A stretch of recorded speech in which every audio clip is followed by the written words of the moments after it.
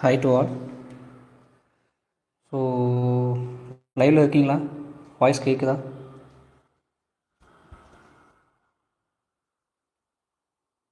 Voice கேட்குதா?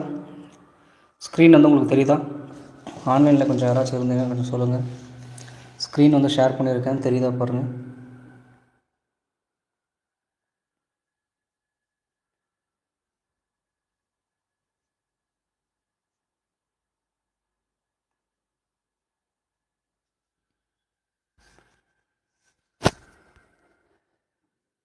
Hi to all, good evening. So இந்த வீடியோஸில் வந்து நாம் என்ன பார்க்கலாம், என்ன பார்க்க போகிறோம் அப்படின்னா, ஸோ நான் ஆல்ரெடி சொல்லியிருந்தேன் பாலிட்டி வந்து நான் கிளாஸஸ் வந்து நான் எடுக்க போகிறேன். இன்டெப்த்தாக நாம் எல்லா டாபிக்ஸையும் வந்து நம்ம பார்க்க போகிறோம். ஸோ அப்கமிங் டிஎன்பிஎஸ்சி 2026 எக்ஸாமில் ஃபோக்கஸ் பண்ணி ஸோ பாலிட்டி சப்ஜெக்ட்ஸ் நம்ம பார்க்க போகிறோம். ஸோ பாலிட்டி முடிச்சுட்டு பாலிட்டி போகும்போதே சைடில் ஐஎன்எம் வந்து ஒரு கிளாஸஸ் போகிற மாதிரி இருக்கும். அதுக்கப்புறம் இம்பார்ட்டண்ட்டான சப்ஜெக்ட்ஸை நம்ம ஹேண்டில் பண்ண போகிறோம். சரியா? ஸோ ஸ்க்ரீன் வந்து எல்லாேருக்கும் தெரியுதா? கொஞ்சம் உள்ளே இருக்கக்கூடிய டெக்ஸ்ட் வந்து விசிபிளாக இருக்கா? ஸோ லைவில் இருக்கவங்க கொஞ்சம் கமெண்ட் பண்ணுங்கள். ஸோ ஒரு 2 பேர் லைவில் இருக்கீங்க. ஸோ ஸ்க்ரீன் வந்து உங்களுக்கு விசிபிளாக இருக்கா? வாய்ஸ் கேட்குதா? உள்ளே இருக்கக்கூடிய கண்டென்ட் வந்து உங்களுக்கு தெரியுதான்னு சொல்லி கொஞ்சம் வாய்ஸ் மெசேஜ் பண்ணுங்கள், சேட் பண்ணுங்கள். ஸோ நம்ம வந்து கிளாஸ்க்குள்ளே போகலாம். ஸோ நான் கிளாஸ் எடுக்க போகிறது வந்து லக்ஷ்மிகாந்த் புக்கு தான். சரியா? ஸோ பாலிட்டிக்கு எல்லா ஆஸ்பிரன்ஸும், most of the aspirants, so யூபிஎஸ்சியாக இருந்தாலும் சரி, மற்ற எக்ஸாம்ஸாக இருந்தாலும் சரி, ஸோ பாலிட்டி அப்படின்னாலே வந்து லக்ஷ்மிகாந்த் தான். ஸோ அந்த லக்ஷ்மிகாந்த் புக்கை தான் நான் உங்களுக்கு என்ன பண்ண போகிறேன், ஸோ டீச் பண்ண போகிறேன். சரியா? So already படிச்சிருந்தேன். ஸோ அதில் வந்து கொஞ்சம் உங்களுக்கு மார்க் பண்ணியிருக்கிறது தெரியும்னு நினைக்கிறேன். ஸோ ஸ்க்ரீன் தெரியுதா? நீங்கள் சொன்னீங்கன்னா தான் நான் அடுத்த கிளாஸ் வந்து மூவ் பண்ண முடியும். ஸோ 3 பேர் இருக்கீங்க. ஸ்க்ரீன் வந்து விசிபிளாக இருக்கான்னு சொல்லி கொஞ்சம் சொல்லுங்கள்.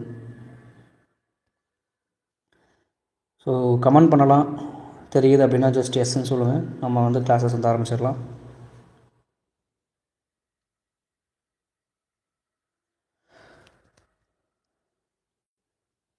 சரி, ஓகே, ரைட். ஸோ இந்த கிளாஸஸில் நம்ம என்ன பார்க்க போகிறோம் அப்படின்னா, making of the Indian constitution. So Indian கான்ஸ்டிடியூஷனை வந்து எப்படி வந்து உருவாக்குனாங்க, அதுக்கு பின்னாடி இருக்கக்கூடிய வரலாறு என்ன அப்படின்ற ஃபுல் டீட்டெயிலாக வந்து எடுப்பேன். மேபி இந்த டிஎன்பிசி ஃபீல்டுக்கு நீங்கள் புதுசாக இருக்கீங்க அப்படின்னா நான் சொல்ல நோட்ஸ் வந்து எடுத்து வச்சுக்கோங்க. இல்லைனா லிசன் பண்ணிவிட்டு லைவ் வந்து உங்களுக்கு என்ன ஆகும் அப்படின்னா உங்களுக்கு அப்லோட் ஆகும். சரியா? லைவ் ஸ்ட்ரீம் ஆகி முடித்ததுக்கப்புறம் உங்களுக்கு அப்லோட் ஆகும். ஸோ நீங்கள் பொறுமையாக கூட என்ன பண்ணிக்கலாம், வந்து வாட்ச் பண்ணிக்கலாம். ஓகேவா? சரி, ஓகே. ஸோ இந்தியன் கான்ஸ்டியூஷன் எப்படி வந்து உருவாக்குனாங்க, ஸோ யார் வந்து விதை போட்டுது அப்படின்னு சொல்லி நம்ம ஃபஸ்ட்லேருந்து பார்க்க போகிறோம். ஸோ எம்என் ராய் அவர்கள் எக்ஸாமில் அடிக்கடி கேட்பாங்க. இந்தியாவில் கம்யூனிஸ்ட் மூமெண்ட்டில் ஒரு முன்னோடி, பயானீர் அப்படின்னு சொல்லுவாங்க. பியானீர் அப்படின்னா முன்னோடி. ஸோ இந்தியாவில் கம்யூனிஸ்ட் மூமெண்ட், கம்யூனிச அமைப்புகளுக்கு ஒரு மூமெண்ட்டுக்கு முன்னோடி வந்து எம்என் ராய். ஸோ அவர் தான் வந்து முதல்ல 1934 என்ன பண்ணியிருப்பார், ஸோ இந்த மாதிரி வந்து இந்தியாவுக்குன்னு சொல்லி ஒரு கான்ஸ்டியூண்ட் அசம்பிளி வந்து வேணும், அரசமைப்பு வந்து வேணும். ஸோ அதை வந்து என்ன பண்ணியிருப்பாங்க, உங்களுக்கு சொல்லியிருப்பாங்க. ஸோ இது எக்ஸாமில் கேட்பாங்க. சரியா? 1934 எம்என் ராய் அவர்கள் இந்த முன்மொழிவை வந்து முன் வச்சிருப்பார். அதுக்கப்புறம் இந்திய தேசிய காங்கிரஸ் டிசம்பர் 28, 1885 ஆரம்பிச்சிருப்பாங்க இல்லையா? ஸோ அவங்க ஒரு மனிதன் எம்என் ராயே வந்து இந்த மாதிரி வந்து ஒரு விஷயத்தை வந்து முன்மொழியும் போது நம்ம இவ்வளோ பெரிய அமைப்பு நம்ம வந்து வாயை மூடிட்டு இருக்கிறதா அப்படின்னு சொல்லிட்டு அவங்களும் அவங்க பங்குக்கு 1935 இந்திய தேசிய காங்கிரஸ் வந்து என்ன பண்ணுவாங்க, அவங்களும் இந்த மாதிரி வந்து ஒரு அரசியலமைப்பு நிர்ணய சபை, இந்தியாவுக்குன்னு ஒரு அரசமைப்பு வேணும், அதுக்காக அரசமைப்பு நிர்ணய சபை வந்து எங்களுக்கு வேணும் அப்படின்னு சொல்லி என்ன பண்ணியிருப்பாங்க, அவங்களும் 1935 வந்து என்ன பண்ணுவாங்க, கேட்க வந்து ஆரம்பிப்பாங்க. ஓகேவா? அதுக்கப்புறம் 1938 உங்களுக்கு வந்து நான் டீச் பண்ணக்கூடிய புக்ஸ் வந்து உங்களுக்கு இங்கிலீஷில் இருக்கும். நான் சொல்லக்கூடிய விஷயங்களை வந்து லிசன் பண்ணி அப்சர்வ் பண்ணிக்கோங்க. ஆல்ரெடி நீங்கள் டிஎன்பிசி படிச்சுட்டு 1 வருஷம் 2 வருஷம் படிச்சுட்டு இருக்கக்கூடிய ஆஸ்பிரன்ஸாக இருந்தால் ஜஸ்ட் ரிவைஸ் பண்ணிக்கோங்க. மேபி சில பேர் வந்து லக்ஷ்மிகாந்த் புக்கே தொட்டு பார்த்துருக்க மாட்டாங்க, இங்கிலீஷில் இருக்க புரிய மாட்டேங்குது கான்செப்ட்ஸ். ஆனால் எக்ஸாமில் வந்து ரொம்ப இன்டெப்த்தாக வந்து லக்ஷ்மிகாந்த் புக்கில் தான் வந்து கேட்குறாங்கன்னு சொல்லி எல்லாருக்கும் தெரிஞ்சது தான். சரியா? ஸோ ஆனால் நிறைய பேர் வந்து அந்த புக்கை வந்து வாங்கி படிச்சிருக்க மாட்டாங்க. என்ன காரணம் அப்படின்னா, நிறைய பேர் டிஎன்பிசிக்கு படிக்கக்கூடிய மாணவர்கள் நிறைய பேர் வந்து தமிழ் வழியில் வந்து இருக்கக்கூடியவங்க தான் இருப்பாங்க. இங்கிலீஷ் மீடியம் வந்து ரொம்ப கம்மியாக தான் இருப்பாங்க. சரியா? ஸோ அப்போது இந்த விஷயம்லாம் வந்து நான் டீச் பண்ணும்போது நீங்கள் புதுசாக இருக்கீங்க அப்படின்னா ஜஸ்ட் தெரிஞ்சுக்கோங்க. ஒன்ஸ் லைவ் முடிஞ்சதுக்கப்புறம் வீடியோ வந்து லைவ் போட்டது அப்லோட் ஆகும். நீங்கள் பொறுமையாக கூட என்ன பண்ணிக்கலாம், நோட்ஸ் வந்து எடுத்துக்கலாம். சரி, ஓகே. 1938 ஜவஹர்லால் நேரு காங்கிரஸ் சார்பாக என்ன சொல்லுவார்னா ஒரு அறிக்கை வந்து வெளியிடுவார். ஒரு விஷயத்த சொல்லுவார். என்ன அப்படின்னா, இந்தியா சரியா, இந்தியாவுடைய அரசியலமைப்பு எப்படி இருக்கணும் அப்படின்னா, யாருடைய தலையீடும் இல்லாமல், ஸோ வெளியாட்கள் யாருடைய தலையீடும் இல்லாமல் அடல்ட் ஃப்ரான்ச்சைஸ் அப்படின்னா நம்ம ஓட்டு போடுறோம் இல்லையா, வயது வந்தோர் வாக்குரிமை.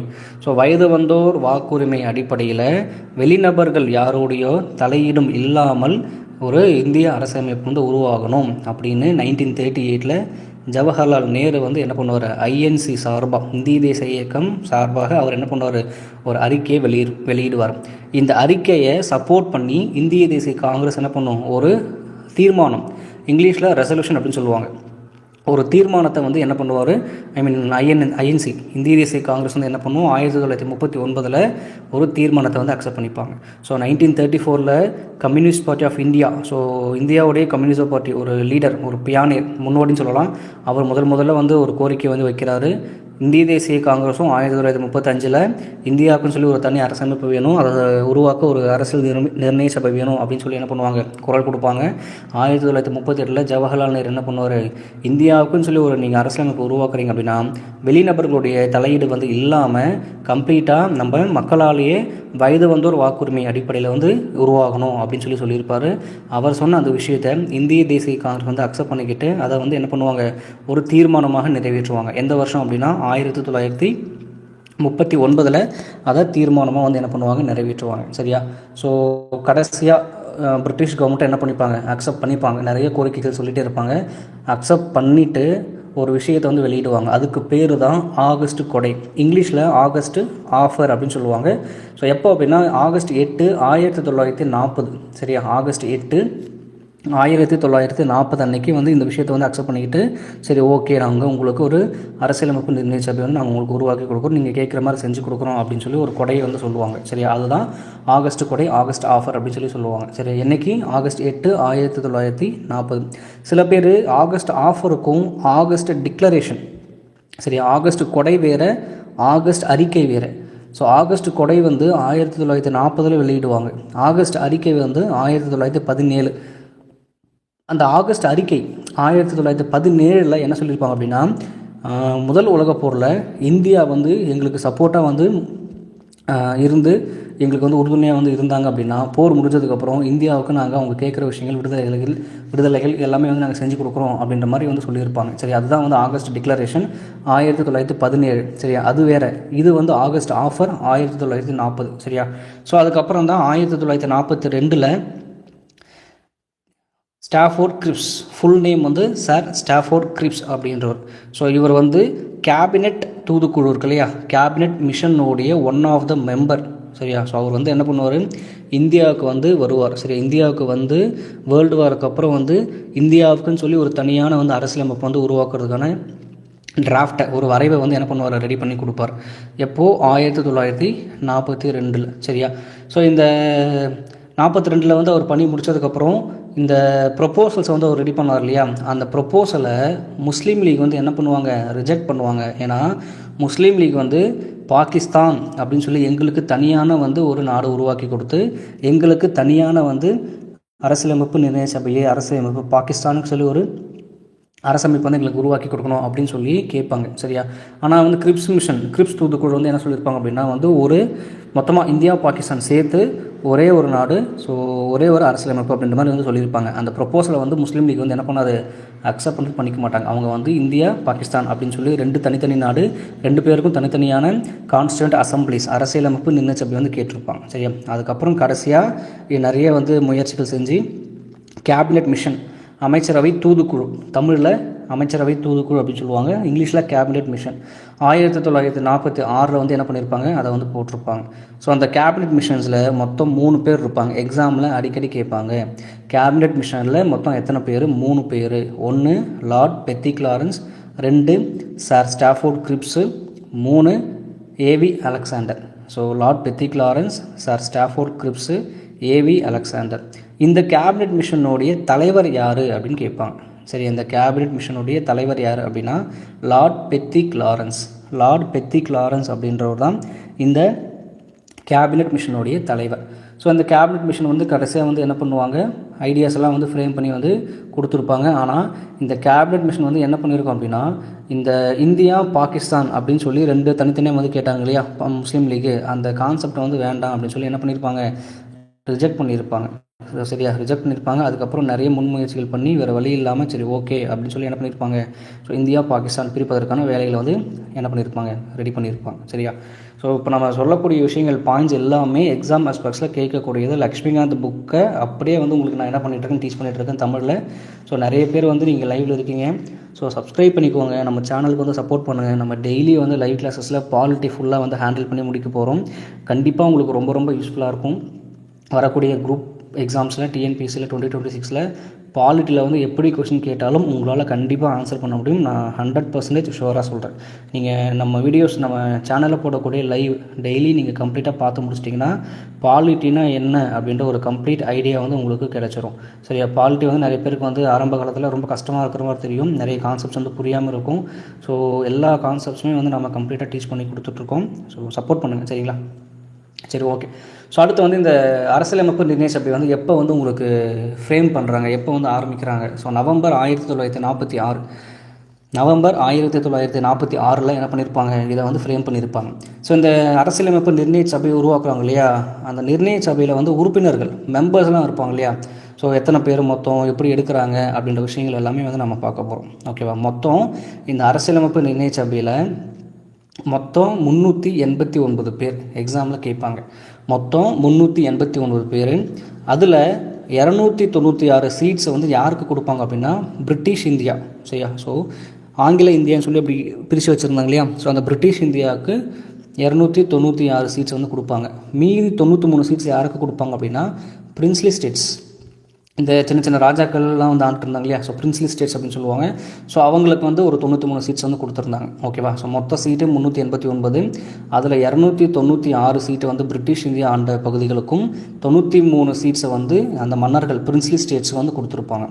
ஸோ அந்த 296 சீட்ஸில் 292 சீட்ஸ் வந்து பிரிட்டிஷ் பகுதிகள் ஆண்ட பகுதிகள், அதாவது கவர்னர் ப்ராவின்சஸ், ஆளுநர் மாகாணங்கள் அப்படின்னு சொல்லுவாங்க. மொத்தம் 11 ஆளுநர் மாகாணங்களில் இருந்து 292 சீட்ஸ் வந்து கொடுத்துருப்பாங்க. மீதி 4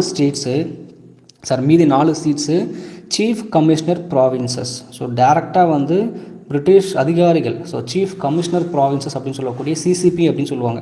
ஸோ அங்கே அவங்களுக்கு வந்து ஒரு 4 சீட்ஸ் வந்து கொடுத்துருப்பாங்க. ஓகேவா, ஸோ நான் திரும்பவும் ரிப்பீட் பண்ணுறேன். மொத்தம் 389 சீட்ஸு.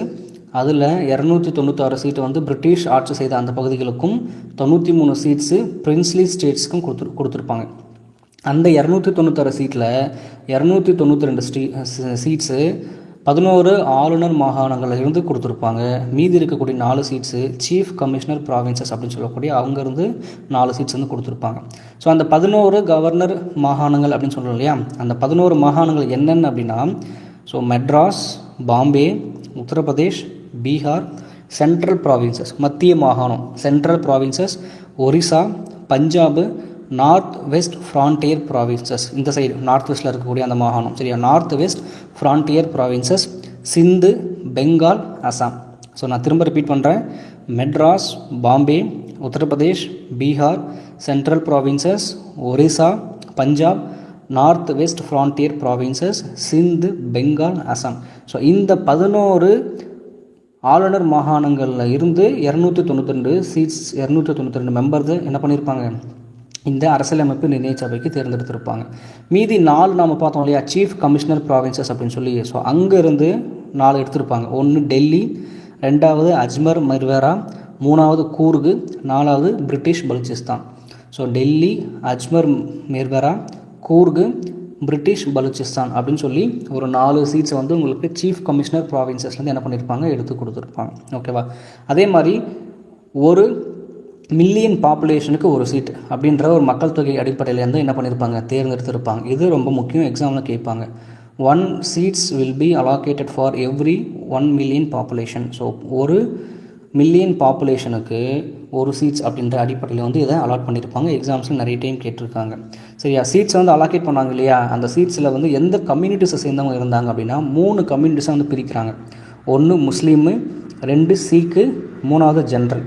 ஸோ முஸ்லீமு, சீக்கு, ஜென்ரல் அப்படின்ற பிரிவில் முஸ்லீமு, சீக்கியர்களை தவிர்த்து மற்ற எல்லாரும் அந்த ஜென்ரலுக்குள்ளே வந்துடுவாங்க. சரியா? ஸோ மொத்தம் இந்த சீட்ஸ் வந்து அலாக்கேட் பண்ணுறாங்க இல்லையா, அந்த அலாக்கேட் பண்ணுறது 3 கம்யூனிட்டிஸை சேர்ந்த மக்களை என்ன பண்ணுறாங்க, அலாக்கேட் பண்ணுறாங்க.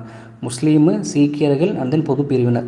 ஸோ அந்த பொது பிரிவினர் ஜென்ரல் அப்படின்ற கேட்டகரி வந்து எதுக்குள்ளே வருது அப்படின்னா, இந்த முஸ்லீமும் சீக்கியர்களும் தவிர்த்துட்டு மற்ற எல்லாருமே இந்த ஜென்ரலுக்குள்ளே கொண்டு வந்து என்ன பண்ணுறாங்க, அலாக்கேட் பண்ணி ஸோ 10 லட்சம் பேருக்கு ஒரு சீட்ஸ் அப்படின்ற அடிப்படையில் வந்து என்ன பண்ணுவாங்க, இந்த அரசியலமைப்பு நிர்ணயிப்பதற்கு தேவையான மெம்பர்ஸை வந்து எடுப்பாங்க. ஓகேவா? ஸோ அதே மாதிரி வந்து இந்த மெம்பர்ஸை வந்து டேரெக்டாக எலெக்ட் பண்ணாங்களா இல்லை இன்டெரக்டாக வந்து எலெக்ட் பண்ணாங்களா, சரி நேரடியாக வந்து தேர்வு செஞ்சாங்களா இல்லை இன்டெரக்டாக வந்து நாமினேஷன்ஸ் வந்து பண்ணாங்களா அப்படின்ற விஷயமும் எக்ஸாம்ஸில் வந்து கேட்பாங்க. ஓகேவா? ஸோ இங்கே என்ன அப்படின்னா, அந்த கவர்னர் ப்ராவின்சஸ் 11 ஆளுநர் மாகாணங்கள் அப்படின்னு சொல்லி சொன்னோம் இல்லையா, ஸோ அங்கே வந்து என்ன பண்ணியிருப்பாங்க, எலெக்ட் பண்ணியிருப்பாங்க. சரி, அங்கே வந்து எலெக்ட் பண்ணி எடுத்திருப்பாங்க. இந்த பிரின்ஸ்லி ஸ்டேட்ஸ் அப்படின்னு சொல்லி சொன்னோம் இல்லையா, அங்கே வந்து என்ன பண்ணியிருப்பாங்க அப்படின்னா நாமினேட். ஸோ அங்கே இருக்கக்கூடிய அந்த ராஜாக்கள், அந்த தலைவர்கள், ஸோ அவங்க என்ன பண்ணியிருப்பாங்க, அவங்க ஸ்டேட்ஸ், அந்த பிரின்ஸ்லி ஸ்டேட்ஸ் சார்பாக ஒருத்தவங்க வந்து என்ன பண்ணியிருப்பாங்க, நாமினேட் பண்ணியிருப்பாங்க. ஸோ எக்ஸாமில் அடிக்கடி கேட்பாங்க, அரசியலமைப்பு நிர்ணய சபையில் சேர்ந்த மெம்பர்ஸை வந்து எப்படி எடுத்தாங்க, fully elected, fully nominated, partly elected, partly nominated, இந்த மாதிரி ஆப்ஷன்ஸை வந்து கன்ஃபியூஸ் பண்ணி கேட்பாங்க. ஸோ ரொம்ப முக்கியம், லிசன் பண்ணிக்கோங்க. இந்த அரசியலமைப்பு நிர்ணய சபைக்கு சேர்ந்த மெம்பர்ஸை பார்ட்லி எலெக்டட், பார்ட்லி நாமினேட்டட். ஏன்னா அந்த 11 ஆளுநர் மாகாணங்களில் இருந்து எலெக்ட் பண்ணி எடுத்திருப்பாங்க. அந்த பிரின்ஸ்லி ஸ்டேட்ஸ் இருக்கு இல்லையா, ஸோ அந்த பிரின்ஸ்லி ஸ்டேட்ஸில் இருந்து என்ன பண்ணியிருப்பாங்க, நாமினேட் பண்ணியிருப்பாங்க. ஸோ அதனால் பார்ட்லி எலெக்டட், பார்ட்லி நாமினேட்டட் அப்படின்னு சொல்லி சொல்லுவாங்க. பகுதி அளவுக்கு எலெக்ட் பண்ணி எடுத்திருப்பாங்க, தேர்ந்தெடுத்திருப்பாங்க, பகுதி அளவு நாமினேட் வந்து பண்ணியிருப்பாங்க. சரியா? ஸோ இது வந்து ரொம்ப முக்கியம், தெரிஞ்சு வச்சுக்கோங்க. ஓகேவா? ஸோ அடுத்து வந்து உங்களுக்கு சில எக்ஸாம் ஆஸ்பெக்ட்ஸில் இருக்கக்கூடிய சில விஷயங்கள் வந்து நம்ம பார்க்கலாம். ஸோ இந்த எலெக்ஷன், இந்த அரசியலமைப்பு நிர்ணய சபைக்கு மெம்பர்ஸ்லாம் வந்து தேர்ந்தெடுத்துட்டாங்க. ஸோ எலெக்ஷன்ஸ்லாம் வந்து முடிஞ்சது எப்போ அப்படின்னா, July to August 1946. July to August 1946 election நடக்கும். ஸோ இந்த எலெக்ஷனில் இந்திய தேசிய காங்கிரஸ் வந்து 208 சீட்டை வந்து ஜெயிக்கும். இந்திய தேசிய காங்கிரஸ் 208 சீட்டை ஜெயிக்கும். முஸ்லீம் லீகு 73 சீட்டு ஜெயிக்கும். அதுக்கப்புறம் சின்ன சின்ன அமைப்புகள், அப்புறம் இண்டிபெண்ட்டாக வந்து இருக்காங்க இல்லையா, ஸோ சுயேட்சைகள், அவங்களாம் சேர்ந்து மொத்தம் 15 சீட்ஸ் வந்து ஜெயிப்பாங்க. ஓகேவா? அடுத்து இந்த 93 சீட்ஸ் வந்து பிரின்ஸ்லி ஸ்டேட்ஸ் வந்து அலோகேட் பண்ணாங்க இல்லையா, ஸோ அது வந்து என்ன பண்ணுவாங்க, கான்ஸ்டியூண்ட் அசம்பிளி விட்டு வெளியில் போவாங்க. சில பேர் வந்து வெளியில் போவாங்க, உள்ளே வருவாங்க, நம்ம அதெல்லாமே பார்ப்போம். ஓகேவா? ஸோ அடுத்து இந்த கான்ஸ்டியூண்ட் அசம்பிளி, இந்த அரசியலமைப்பு நிர்ணய சபைக்கு வந்து உங்களுக்கு ஆளுங்களாம் எடுத்தாங்க இல்லையா, ஸோ அதில் வந்து கொடுத்துருப்பாங்க. எல்லா செக்ஷனை சேர்ந்தவர்களும் என்ன பண்ணியிருப்பாங்க, அவங்களுக்கு வந்து முக்கியத்துவம் கொடுத்துருப்பாங்க. ஹிந்துஸு, முஸ்லீம்ஸு, சீக்ஸு, பார்சிஸு, ஆங்கிலோ இண்டியன்ஸு, அப்புறம் எஸ்சி எஸ்டி சேர்ந்தவங்க அப்படின்னு சொல்லி எல்லா செக்ஷன் பீப்புளையும் வந்து இதில் என்ன பண்ணியிருப்பாங்க, இன்க்ளூட் வந்து பண்ணியிருப்பாங்க. ஓகேவா? ஸோ பொதுவாக 3 பிரிவாக பிரித்து எடுத்துருப்பாங்க. ஒன்று முஸ்லீமு, சீக்கியர், ஜென்ரல். அந்த ஜென்ரல் அப்படின்ற கேட்டகரியில் சீக்கியர்களும் முஸ்லீமும் தவிர்த்து மற்ற எல்லா பிரிவை சேர்ந்தவங்களும் வந்துடுவாங்க. அதனால் எல்லாருக்கும் ஈக்குவலான இம்பார்ட்டன்ஸ் வந்து கொடுத்தாங்க அப்படின்னு சொல்லுவாங்க. அதே மாதிரி இந்த அரசியலமைப்பு நிர்ணய சபையில் முக்கியமான தலைவர்கள் நிறைய பேர் வந்து உள்ளே இருந்தாங்க. சரியா? ஆனால் காந்தி வந்து இதில் வந்து இருந்திருக்க மாட்டார். ஸோ அதை வந்து கேட்டிருப்பாங்க. எக்ஸப்ஷன் ஆஃப் மகாத்மா காந்தி இதில் வந்து இந்த அரசியலமைப்பு நிர்ணய சபைக்குள்ளே வந்து எந்த இடத்துலையுமே வந்து என்ன பண்ண மாட்டார், வர மாட்டார். எக்ஸாமில் கேட்பாங்க, தெரிஞ்சு வச்சுக்கோங்க. சரியா? சரி, ஓகே. ஸோ அப்போது அரசியலமைப்பு நிர்ணய சபை வந்து உருவாக்கிட்டாங்க, எலெக்ஷன் வச்சுட்டாங்க, அதெல்லாம் நடந்து முடிஞ்சிருச்சு. அதுக்கப்புறம் முதல்ல வந்து மீட்டிங் வந்து வைக்கிறாங்க. ஓகேவா? ஃபஸ்ட்டு மீட்டிங் வந்து எப்போ நடக்கும் அப்படின்னா, டிசம்பர் 9, 1946. இப்போது டிசம்பர் 9, 1946 இந்த ஃபஸ்ட்டு மீட்டிங்கில் எல்லாருமே கலந்துப்பாங்க. ஆனால் வந்து முஸ்லீம் லீக் மட்டும் என்ன பண்ணாது, பார்ட்டிசிபேட் பண்ணாது. ஏன்னா எங்களுக்கு வந்து பாகிஸ்தான் வேணும் அப்படின்னு சொல்லி என்ன பண்ணுவாங்க, அடம்பிடிப்பாங்க. அதனால் முஸ்லீம் லீக் வந்து என்ன பண்ணாது, இந்த ஃபஸ்ட்டு மீட்டிங்கில் வந்து பார்ட்டிசிபேட் பண்ணாது. ஃபஸ்ட்டு மீட்டிங் எப்போ நடந்தது, டிசம்பர் 9, 1946 நடக்கும். சரியா? ஸோ அதில் வந்து 207 மெம்பர்ஸ் தான் என்ன பண்ணியிருப்பாங்க, அந்த மீட்டிங்கில் வந்து அட்டன் பண்ணியிருப்பாங்க. ஓகேவா? இதெல்லாம் எக்ஸாம்பிள் நிறைய டைம் கேட்டது. ஸோ ஃபுல்லாக நம்பர்ஸாகவே இருக்கும். சரியா? ஸோ நல்லா வந்து ஞாபகம் வச்சுக்கோங்க. ஆல்ரெடி பழைய ஸ்டூடெண்ட்ஸாக இருக்கீங்கன்னா ரிவைஸ் பண்ணிக்கோங்க. புது ஸ்டூடெண்ட்ஸாக இருந்தீங்கன்னா லிசன் பண்ணிக்கோங்க. நான் சொல்லக்கூடிய விஷயங்களை லிசன் பண்ணிக்கோங்க. லிசன் பண்ணிவிட்டு லைவ் முடிஞ்சதுக்கப்புறம் உங்களுக்கு வீடியோ அப்லோட் ஆகும். நீங்கள் பொறுமையாக கூட என்ன பண்ணிக்கலாம், நான் சொன்னதை அப்படியே வந்து நீங்கள் நோட்ஸ் பண்ணி எடுத்து வச்சுக்கலாம். ஸோ இது வந்து லக்ஷ்மிகாந்த் புக்கு வந்து நான் நடத்திட்டுருக்கேன். ஸோ புதுசாக இருக்கக்கூடிய வியூவர்ஸ் வந்து நம்ம சேனலுக்கு வந்து சப்போர்ட் பண்ணுங்கள், ஆதரவு கொடுங்க. ஸோ லைக் பண்ணுங்கள். ஓகேவா? சரி, ஓகே. ஸோ அப்போ முதல் மீட்டிங்கில் வந்து எத்தனை பேர் வந்து அட்டன் பண்ணியிருப்பாங்க அப்படின்னா 207 மெம்பர்ஸ் வந்து அட்டன் பண்ணியிருப்பாங்க. ஓகேவா? ஸோ அப்போ மீட்டிங் நடந்தாச்சு. அப்போது அந்த மீட்டிங்கில் என்ன பண்ணணும், அந்த அரசியலமைப்பு நிர்ணய சபைக்கான தலைவரை வந்து தேர்ந்தெடுக்கணும். சரியா? ஸோ அப்போ வந்து டாக்டர் சச்சிதானந்த சின்ஹா, இந்த ஓல்டஸ்ட் மெம்பர், ஸோ அவர் தான் வந்து என்ன பண்ணுறாங்க, டெம்பரவரி சேர்மனாக வந்து என்ன பண்ணுறாங்க, அலாகேட் பண்ணுறாங்க. எக்ஸாமில் ரிப்பீட்டாக கேட்குற கொஷின், முதல்ல மீட்டிங் எப்போ நடந்துச்சு, ஸோ டெம்பரரியான ஒரு பிரசிடெண்ட்டை, ஒரு டெம்பரரியான ஒரு சேர்மேனை வந்து அப்பாயிண்ட் பண்ணாங்க. அந்த சேர்மேனுடைய பேர் என்ன அப்படின்னு கேட்பாங்க. டாக்டர் சச்சிதானந்த சின்ஹா. இந்த அந்த இருக்கக்கூடிய மெம்பர்ஸ்லேயே ரொம்ப வயது முதிர்ந்தவர், த ஓல்டஸ்ட் மெம்பர். சரியா? ஸோ ரொம்ப அனுபவமிக்க ஒரு வயது முதிர்ந்த ஒரு தலைவர் வந்து தேர்ந்தெடுப்பாங்க. இந்த நடைமுறையை எங்கேருந்து எடுத்தாங்க, எதை பார்த்து ஃபாலோ பண்ணாங்க அப்படின்னா ஃப்ரெஞ்சு நாட்டில் ஒரு வயது முதிர்ந்த தலைவரை தான் அந்த மக்களுக்குள்ளே இல்லை அந்த ஒரு பார்ட்டிக்குள்ளேருந்து என்ன பண்ணுவாங்க, ஒரு சேர்மனாக ஒரு தலைவரை வந்து தேர்ந்தெடுப்பாங்களாம். ஸோ அந்த ப்ராக்டிஸஸ் தான் இந்த அரசியலமைப்பு நிர்ணய சபையில் என்ன பண்ணியிருப்பாங்க, ஃபாலோ பண்ணியிருப்பாங்க. அங்கே இருக்கக்கூடிய மெம்பர்ஸில் மிக ஓல்டஸ்ட் மெம்பர், ஒரு மூத்த ஒரு தலைவர் வந்து என்ன பண்ணுறாங்க, தேர்ந்தெடுக்கிறாங்க. டெம்பரரியாக தான் தேர்ந்தெடுக்கிறாங்க. சரியா? அவர் பேர் தான் டாக்டர் சச்சிதானந்த சின்ஹா. ஓகேவா? ஸோ இது வந்து எக்ஸாம்ஸில் வந்து அடிக்கடி கேட்குற கொஷின்ஸ். அதே மாதிரி இன்னொன்று தெரிஞ்சுக்கோங்க, கீழே வந்து கொடுத்துருக்காங்க. So government of Indian act, so இந்திய அரசு சட்டம், so government of Indian act 1935. So அந்த சட்டம் வந்து என்ன பண்ணுது அப்படின்னா ஓட்டிங் ரைட்ஸ் வந்து கொடுக்குது. சரியா? அப்போ அந்த பீரியடில் எல்லாரெல்லாம் வந்து என்ன பண்ண முடியாது, ஓட் போட முடியாது. சரியா? அவங்களுக்குன்னு சொல்லி சில ஸ்பெசிஃபிக்கான நடைமுறைகள், ஸ்பெசிஃபிக்கான குவாலிஃபிகேஷன்ஸ் வச்சுருப்பாங்க. இவ்வளவு வரி செலுத்துறவங்க தான் வந்து ஓட் போட முடியும், இவ்வளவு நிலம் வச்சிருக்கக்கூடியவங்க தான் வந்து ஓட் போட முடியும். ஓகேவா? அந்த மாதிரி வந்து சில குவாலிஃபிகேஷன்ஸை ஃபிக்ஸ் பண்ணியிருப்பாங்க. சரியா? ஸோ அதை சொல்லக்கூடிய சட்டம் என்னன்னு சொல்லி மேபி கேட்கலாம். Government of Indian act 1935. So இந்த சட்டத்தையும் என்ன பண்ணிக்கோங்க, தெரிஞ்சு வந்து வச்சுக்குவோம். ஓகேவா? ஸோ அப்போது டெம்பரவரி பிரசிடெண்ட்டை வந்து டெம்பரவரி சேர்மனை வந்து பார்த்துட்டோம். அவர் பேர் டாக்டர் சச்சிதானந்த சின்ஹா. ஸோ இந்த வயதானதை வந்து எடுப்பாங்க இல்லையா, ஸோ அது வந்து எங்கேருந்து எடுத்தாங்க, எந்த நாட்டை வந்து ஃபாலோ பண்ணி பண்ணாங்க அப்படின்னா ஃப்ரெஞ்சு நாட்டை ஃபாலோ பண்ணி பண்ணாங்க. ஓகேவா? சரி, ஓகே. அடுத்து டெம்பரரி சேர்மன். ஓகே, ஃபுல் டைமாக பெர்மனண்ட்டாக வந்து ஒரு சேர்மன் வந்து வேணும் இல்லையா. ஸோ அப்போது செகண்டாக வந்து ஒரு மீட்டிங் நடக்குது. எப்போ அப்படின்னா டிசம்பர் 11, 1946. ஸோ டிசம்பர் 11, 1946 செகண்டாக வந்து ஒரு மீட்டிங் நடக்கும். அந்த மீட்டிங்கில் தான் டாக்டர் ராஜேந்திர பிரசாத்தை பெர்மனண்ட்டாக வந்து என்ன பண்ணுவாங்க, அந்த அரசியலமைப்பு நிர்ணய சபைக்கு தலைவராக வந்து என்ன பண்ணுவாங்க, அப்போது எலெக்ட் பண்ணுவாங்க. சரியா? ஸோ எக்ஸாம்ஸில் கேட்கலாம், ஃபஸ்ட்டு டெம்பரவரி சேர்மன் யார், ஃபஸ்ட்டு பெர்மனண்ட் சேர்மன் யார் அப்படின்னு கேட்கலாம். சரியா? சரி, அதுக்கப்புறம் இன்னொரு மீட்டிங் வந்து நடக்கும் ஜனவரி 25, 1947. அப்போது ஹெச்சி முகர்ஜி அப்படின்றவங்கள வைஸ் பிரசிடெண்ட்டாக வந்து என்ன பண்ணுறாங்க, தேர்ந்தெடுக்கிறாங்க. சரியா? ஜனவரி 25, 1947 ஹெச்சி முகர்ஜி அப்படின்றவங்கள வைஸ் பிரசிடெண்ட்டாக வந்து என்ன பண்ணுறாங்க, தேர்ந்தெடுக்கிறாங்க. ஸோ அதையும் எக்ஸாம்ஸில் கேட்பாங்க, ஞாபகம் வச்சுக்கோங்க. அதுக்கப்புறம் ஜூலை 16, 1947 வந்து என்ன பண்ணுறாங்க, இன்னொரு மீட்டிங் நடக்கும். ஸோ அப்போது வி.டி. கிருஷ்ணமாச்சாரி அப்படின்னு சொல்லி இன்னொரு வைஸ் பிரசிடெண்ட்டை தேர்ந்தெடுக்கிறாங்க. சரியா?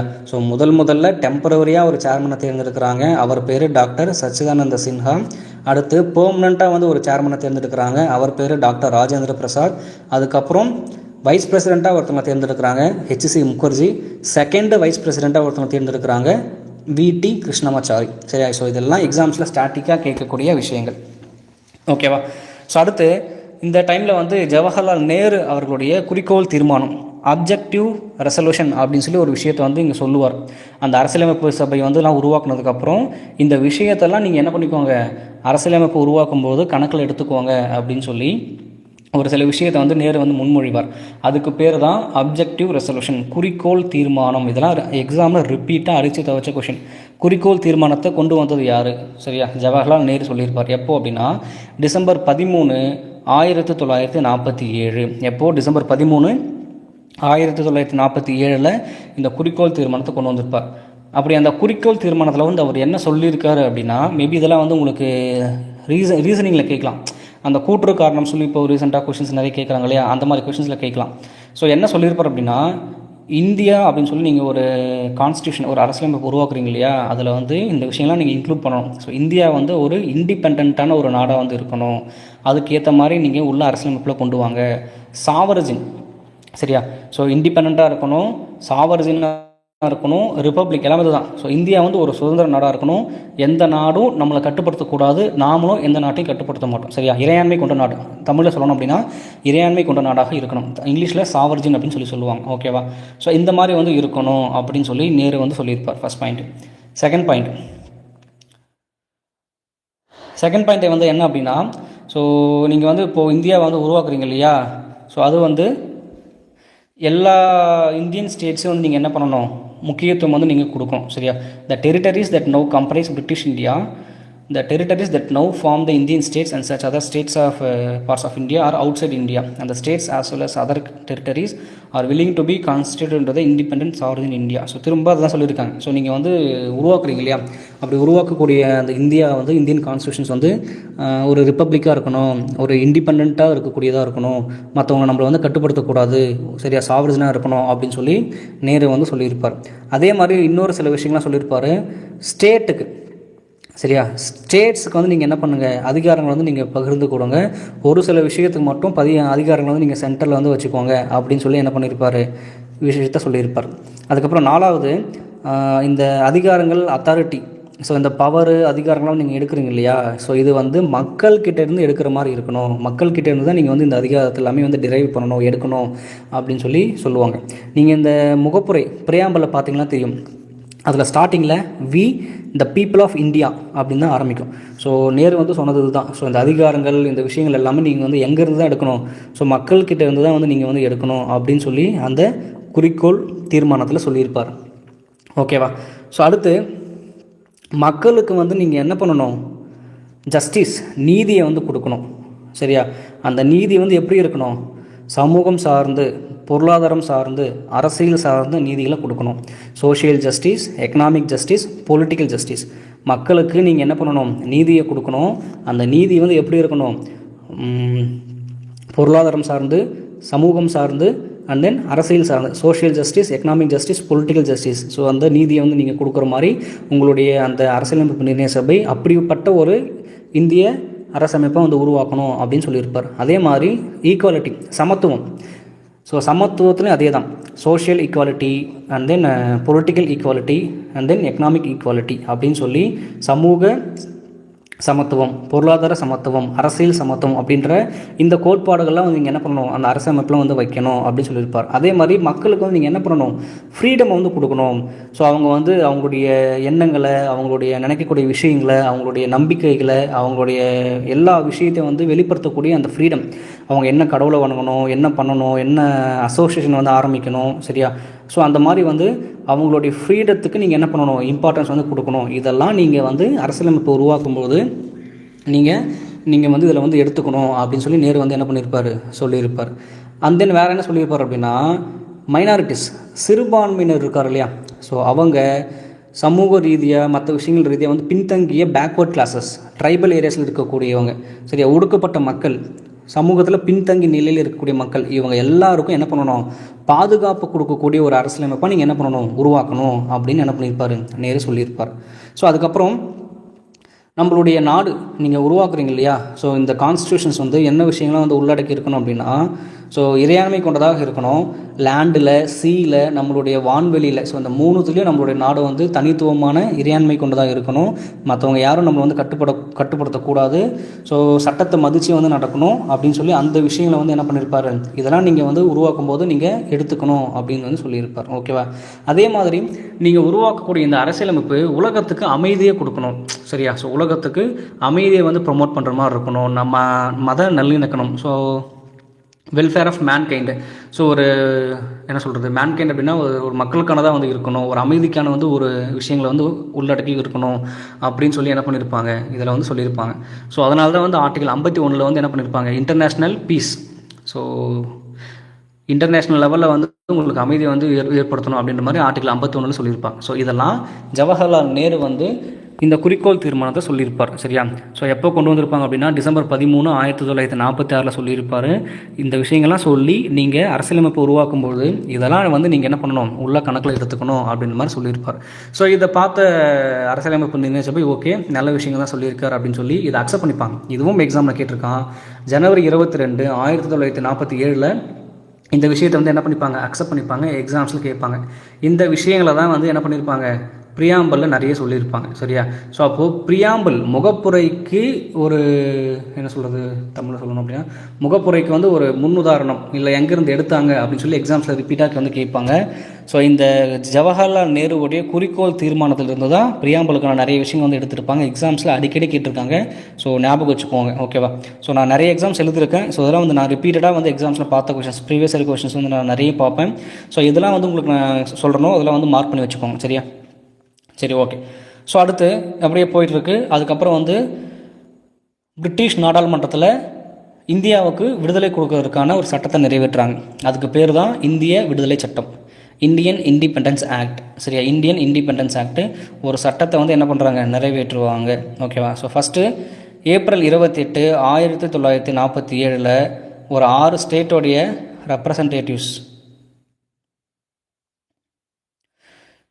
ரெப்ரசன்டேட்டிவ்ஸ் வந்து என்ன பண்ணியிருப்பாங்க, இதில் வந்து திரும்ப ஜாயின் பண்ணியிருப்பாங்க. ஓகேவா?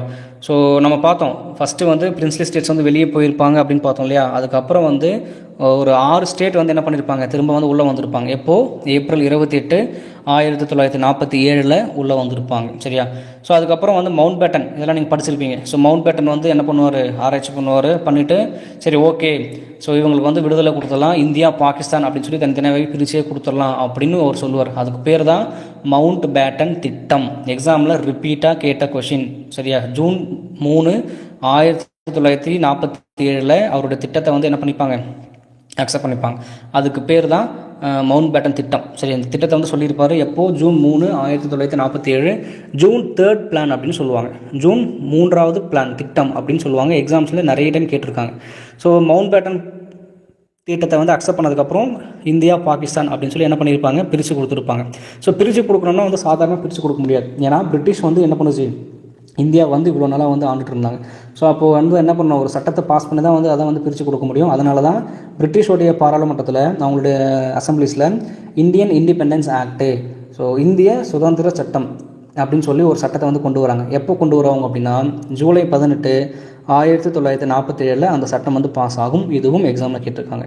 ஸோ இந்திய சுதந்திர சட்டம் எப்போ பாஸ் பண்ணுவாங்க, ஜூலை 18, 1947 ஸோ இந்த சட்டத்தை வந்து பாஸ் பண்ணியிருப்பாங்க. சரியா?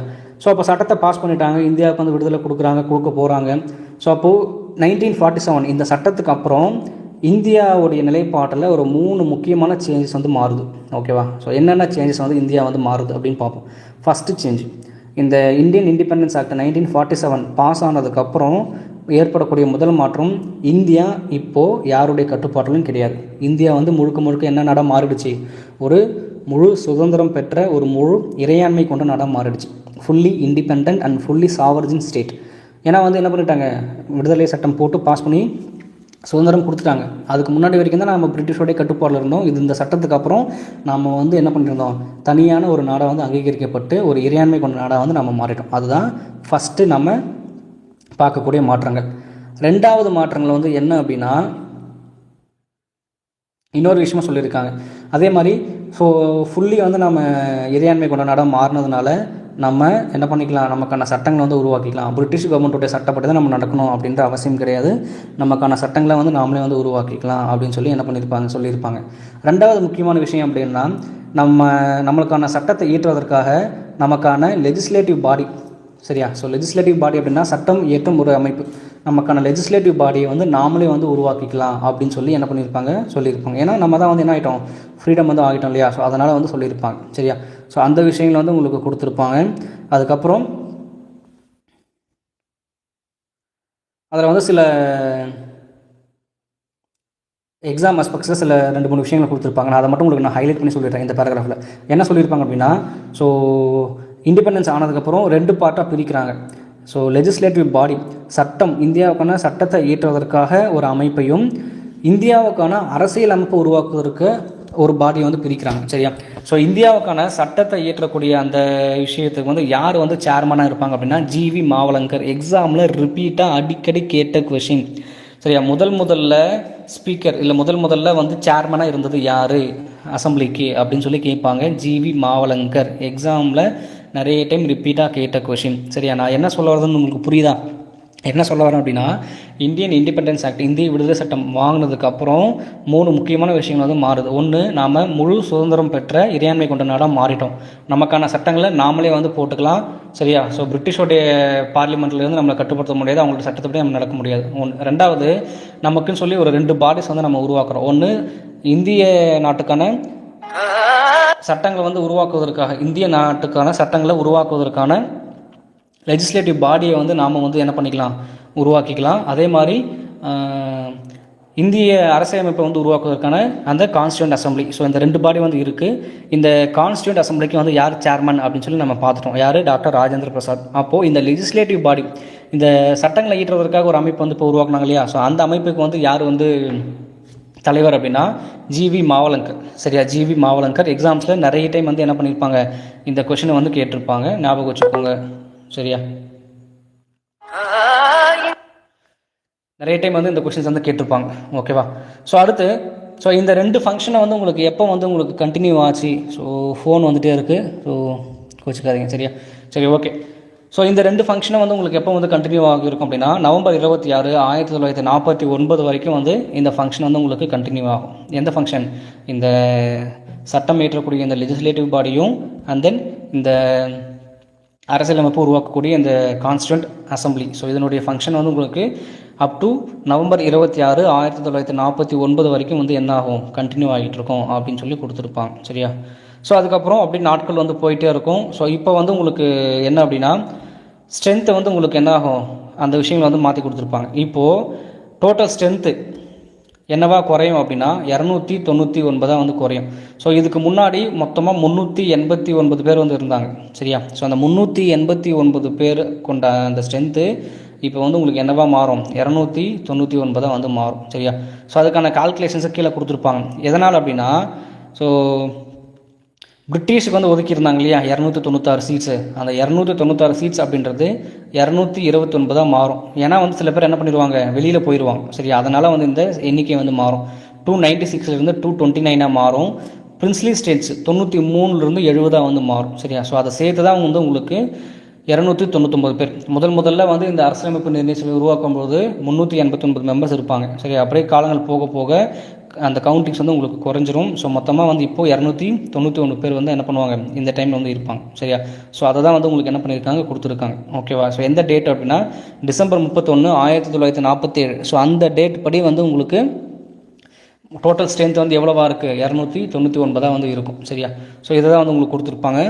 அது போக உங்களுக்கு எக்ஸாம் ஆஸ்பெக்ட்ஸை வேறு என்னெல்லாம் கேட்கலாம் அப்படின்னா, ஸோ கீழே கொடுத்துருக்காங்க பாருங்களேன், உங்களுக்கு ஸ்க்ரீனில் தெரியுதான்னு தெரியல. ஸோ ஃபஸ்ட்டு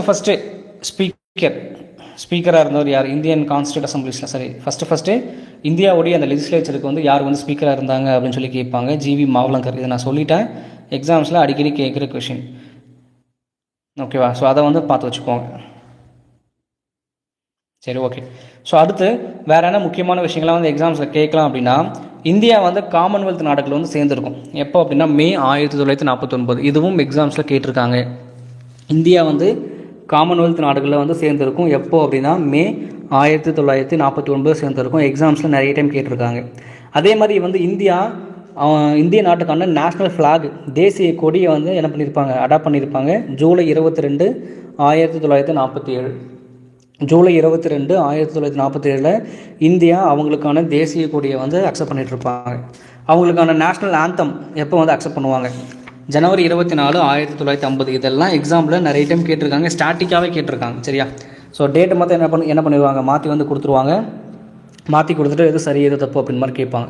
ஸோ அப்போது நேஷ்னல் ஃப்ளாகை ஜூலை 22, 1947 வந்து என்ன பண்ணியிருப்பாங்க, அக்செப்ட் பண்ணியிருப்பாங்க, அடாப்ட் பண்ணியிருப்பாங்க. நேஷ்னல் ஆந்தமை ஜனவரி 24, 1950 வந்து அடாப்ட் பண்ணியிருப்பாங்க. ஸோ நேஷ்னல் சாங் எப்போ வந்து அக்செப்ட் பண்ணியிருப்பாங்க அப்படின்னா ஜனவரி 24, 1950. So national anthem and national song ரெண்டுமே ஜனவரி 24, 1950 என்ன பண்ணியிருப்பாங்க, அக்செப்ட் பண்ணியிருப்பாங்க. ஓகேவா? ஸோ இது நீங்கள் தெரிஞ்சிருக்கும். First president of India so எப்போ வந்து எலெக்ட் பண்ணியிருப்பாங்க, ஜனவரி 24, 1950 எலெக்ட் பண்ணியிருப்பாங்க. நீங்கள் மாற்றி ஜனவரி 26ன்னு போட்டுறாதீங்க. சரியா? ஃபஸ்ட்டு இந்தியாவுக்கான பிரசிடெண்ட்டை எலெக்ட் பண்ண டேட்டு ஜனவரி 24, 1950. அவர் பேர் டாக்டர் ராஜேந்திர பிரசாத். ஸோ இந்த கான்ஸ்டியூண்ட் அசம்பிளி, அரசியலமைப்பு நிர்ணய சபை மொத்தம் எவ்வளவு செஷன்ஸ் வந்து எடுத்துக்கிட்டாங்க இந்த அரசியலமைப்பு உருவாக்க அப்படின்னா 11 செஷன்ஸ் வந்து எடுத்துக்கிட்டாங்க அப்படின்னு சொல்லியிருக்காங்க. ஓகேவா? ஸோ மொத்தம் 2 வருஷத்துக்கிட்ட ஆக்கியிருக்காங்க. எக்ஸாக்டாக சொல்லணும் அப்படின்னா 2 years 11 month and 18 days. உங்களுடைய ஸ்கூல் புக்ஸில் சில புக்ஸில் வந்து 17 days அப்படின்னு சொல்லி கொடுத்துருப்பாங்க. ஸோ நமக்கு வந்து இந்த லக்ஷ்மிகாந்த் புக் ரொம்ப முக்கியமான ஒரு சோர்ஸு எக்ஸாமில், காம்படிட்டிவ் எக்ஸாம்ஸ்க்கு, யூபிஎஸ்ஸாக இருக்கட்டும், டிஎன்பிஎஸ்சியாக இருக்கட்டும். ஸோ இந்த புக்ஸில் வந்து இந்தியன் கான்ஸ்டியூஷனை உருவாக்குவதற்கு மொத்தம் எடுத்துக்கிட்ட டைம் எவ்வளவு அப்படின்னா 2 வருஷம் 11 மாதம் அண்ட் 18 நாட்கள். ஓகேவா? ஸோ இதை வந்து தெரிஞ்சு வச்சுக்கோங்க. மொத்தம் எத்தனை நாடுகளில் வந்து இவங்க வந்து ரெஃபர் பண்ணாங்க அப்படின்னா 60 நாடுகளுடைய அரசியலமைப்பை வந்து இவங்க என்ன பண்ணியிருப்பாங்க, ரெஃபர் பண்ணியிருப்பாங்க. எவ்வளவு லட்சங்கள் செலவாச்சு இந்த அரசியலமைப்பை உருவாக்குறதுக்கு அப்படின்னா மொத்தம் 64 லட்சங்களை வந்து உங்களுக்கு என்ன பண்ணியிருப்பாங்க, செலவு வந்து பண்ணியிருப்பாங்க. ஓகேவா? ஸோ அந்த டிராஃப்ட் ரெடி பண்ணுறாங்க இல்லையா, வரைவு, அந்த டிராஃப்ட் ரெடி பண்ணுறதுக்கு மட்டுமே 114 நாள் வந்து என்ன இருக்குது உங்களுக்கு செலவாகிருக்கு. சரியா? சரி, ஓகே. ஸோ அடுத்து பாருங்கள், கான்ஸ்டியூண்ட் அசம்பிளி, அதாவது அரசியலமைப்பு நிர்ணய சபையோடைய ஃபைனல் செஷன் எப்போ வருது அப்படின்னா ஜனவரி 24, 1950 வந்து என்ன பண்ணுறாங்க, நடத்துகிறாங்க. ஸோ ஃபஸ்ட்டு மீட்டிங் நம்ம பார்த்தோம் டிசம்பர் 9, 1946 அப்படின்னு சொல்லி நம்ம பார்த்தோம். ஃபைனல் மீட்டிங் வந்து எப்போ நடத்துகிறாங்க பாருங்கள், ஜனவரி 24, 1950. ஜனவரி 24, 1950 அரசியலமைப்பு நிர்ணய சபையோடைய ஃபைனல் செஷனை வந்து என்ன பண்ணுறாங்க, முடிச்சு வந்து இருக்காங்க. சரியா? ஸோ அதுக்கப்புறம் என்ன பண்ணிடுவாங்க, உங்களுக்கு Jan 26, 1950 வந்து உங்களுக்கு குடியரசு தினம் வந்து கொண்டாடுவாங்க. அக்செப்ட் பண்ணிவிட்டு அது அப்படியே உங்களுக்கு கண்டினியூ ஆகிருக்கும். ஸோ உங்களுக்கு தெரிஞ்சிருக்கும். ஓகேவா? And then first general election 1951 to 52 நடத்திருக்கும். ஸோ அதுலேருந்து உங்களுக்கு என்ன ஆகும், 5 வருஷத்துக்கு ஒரு டைம் எலெக்ஷன் நடந்து. ஸோ இப்போ வந்து ப்ரெசெண்டாக வந்து மோடி வந்து என்ன பண்ணிகிட்ருக்காரு, ஆட்சி வந்து பண்ணிகிட்ருக்காரு. ஓகேவா? ஸோ இதுதான் வந்து இந்தியன் கான்ஸ்டியூஷன்ஸ் உருவான வரலாறு. இதுக்கு அப்புறம் வந்து உங்களுக்கு எக்ஸாம்ஸ் வந்து இந்த கமிட்டிஸை பற்றி கேட்பாங்க. இப்போ லாஸ்ட்டாக வந்து நடந்த குரூப் 2ன்னு நினைக்கிறேன், குரூப் 2 குரூப் 4 இதில் ஒன்றில் வந்து என்ன பண்ணியிருந்தாங்க, இந்த கமிட்டிஸை கொடுத்துட்டு மேட்ச் ஆஃப் ஃபாலோயிங்கில் வந்து எது தப்பாக இருக்குன்ற மாதிரி கேட்டிருந்தாங்க. ஓகேவா? ஸோ கமிட்டிஸ் வந்து கேட்பாங்க. ஸோ கமிட்டிஸும் தெரிஞ்சு வச்சுக்கோங்க.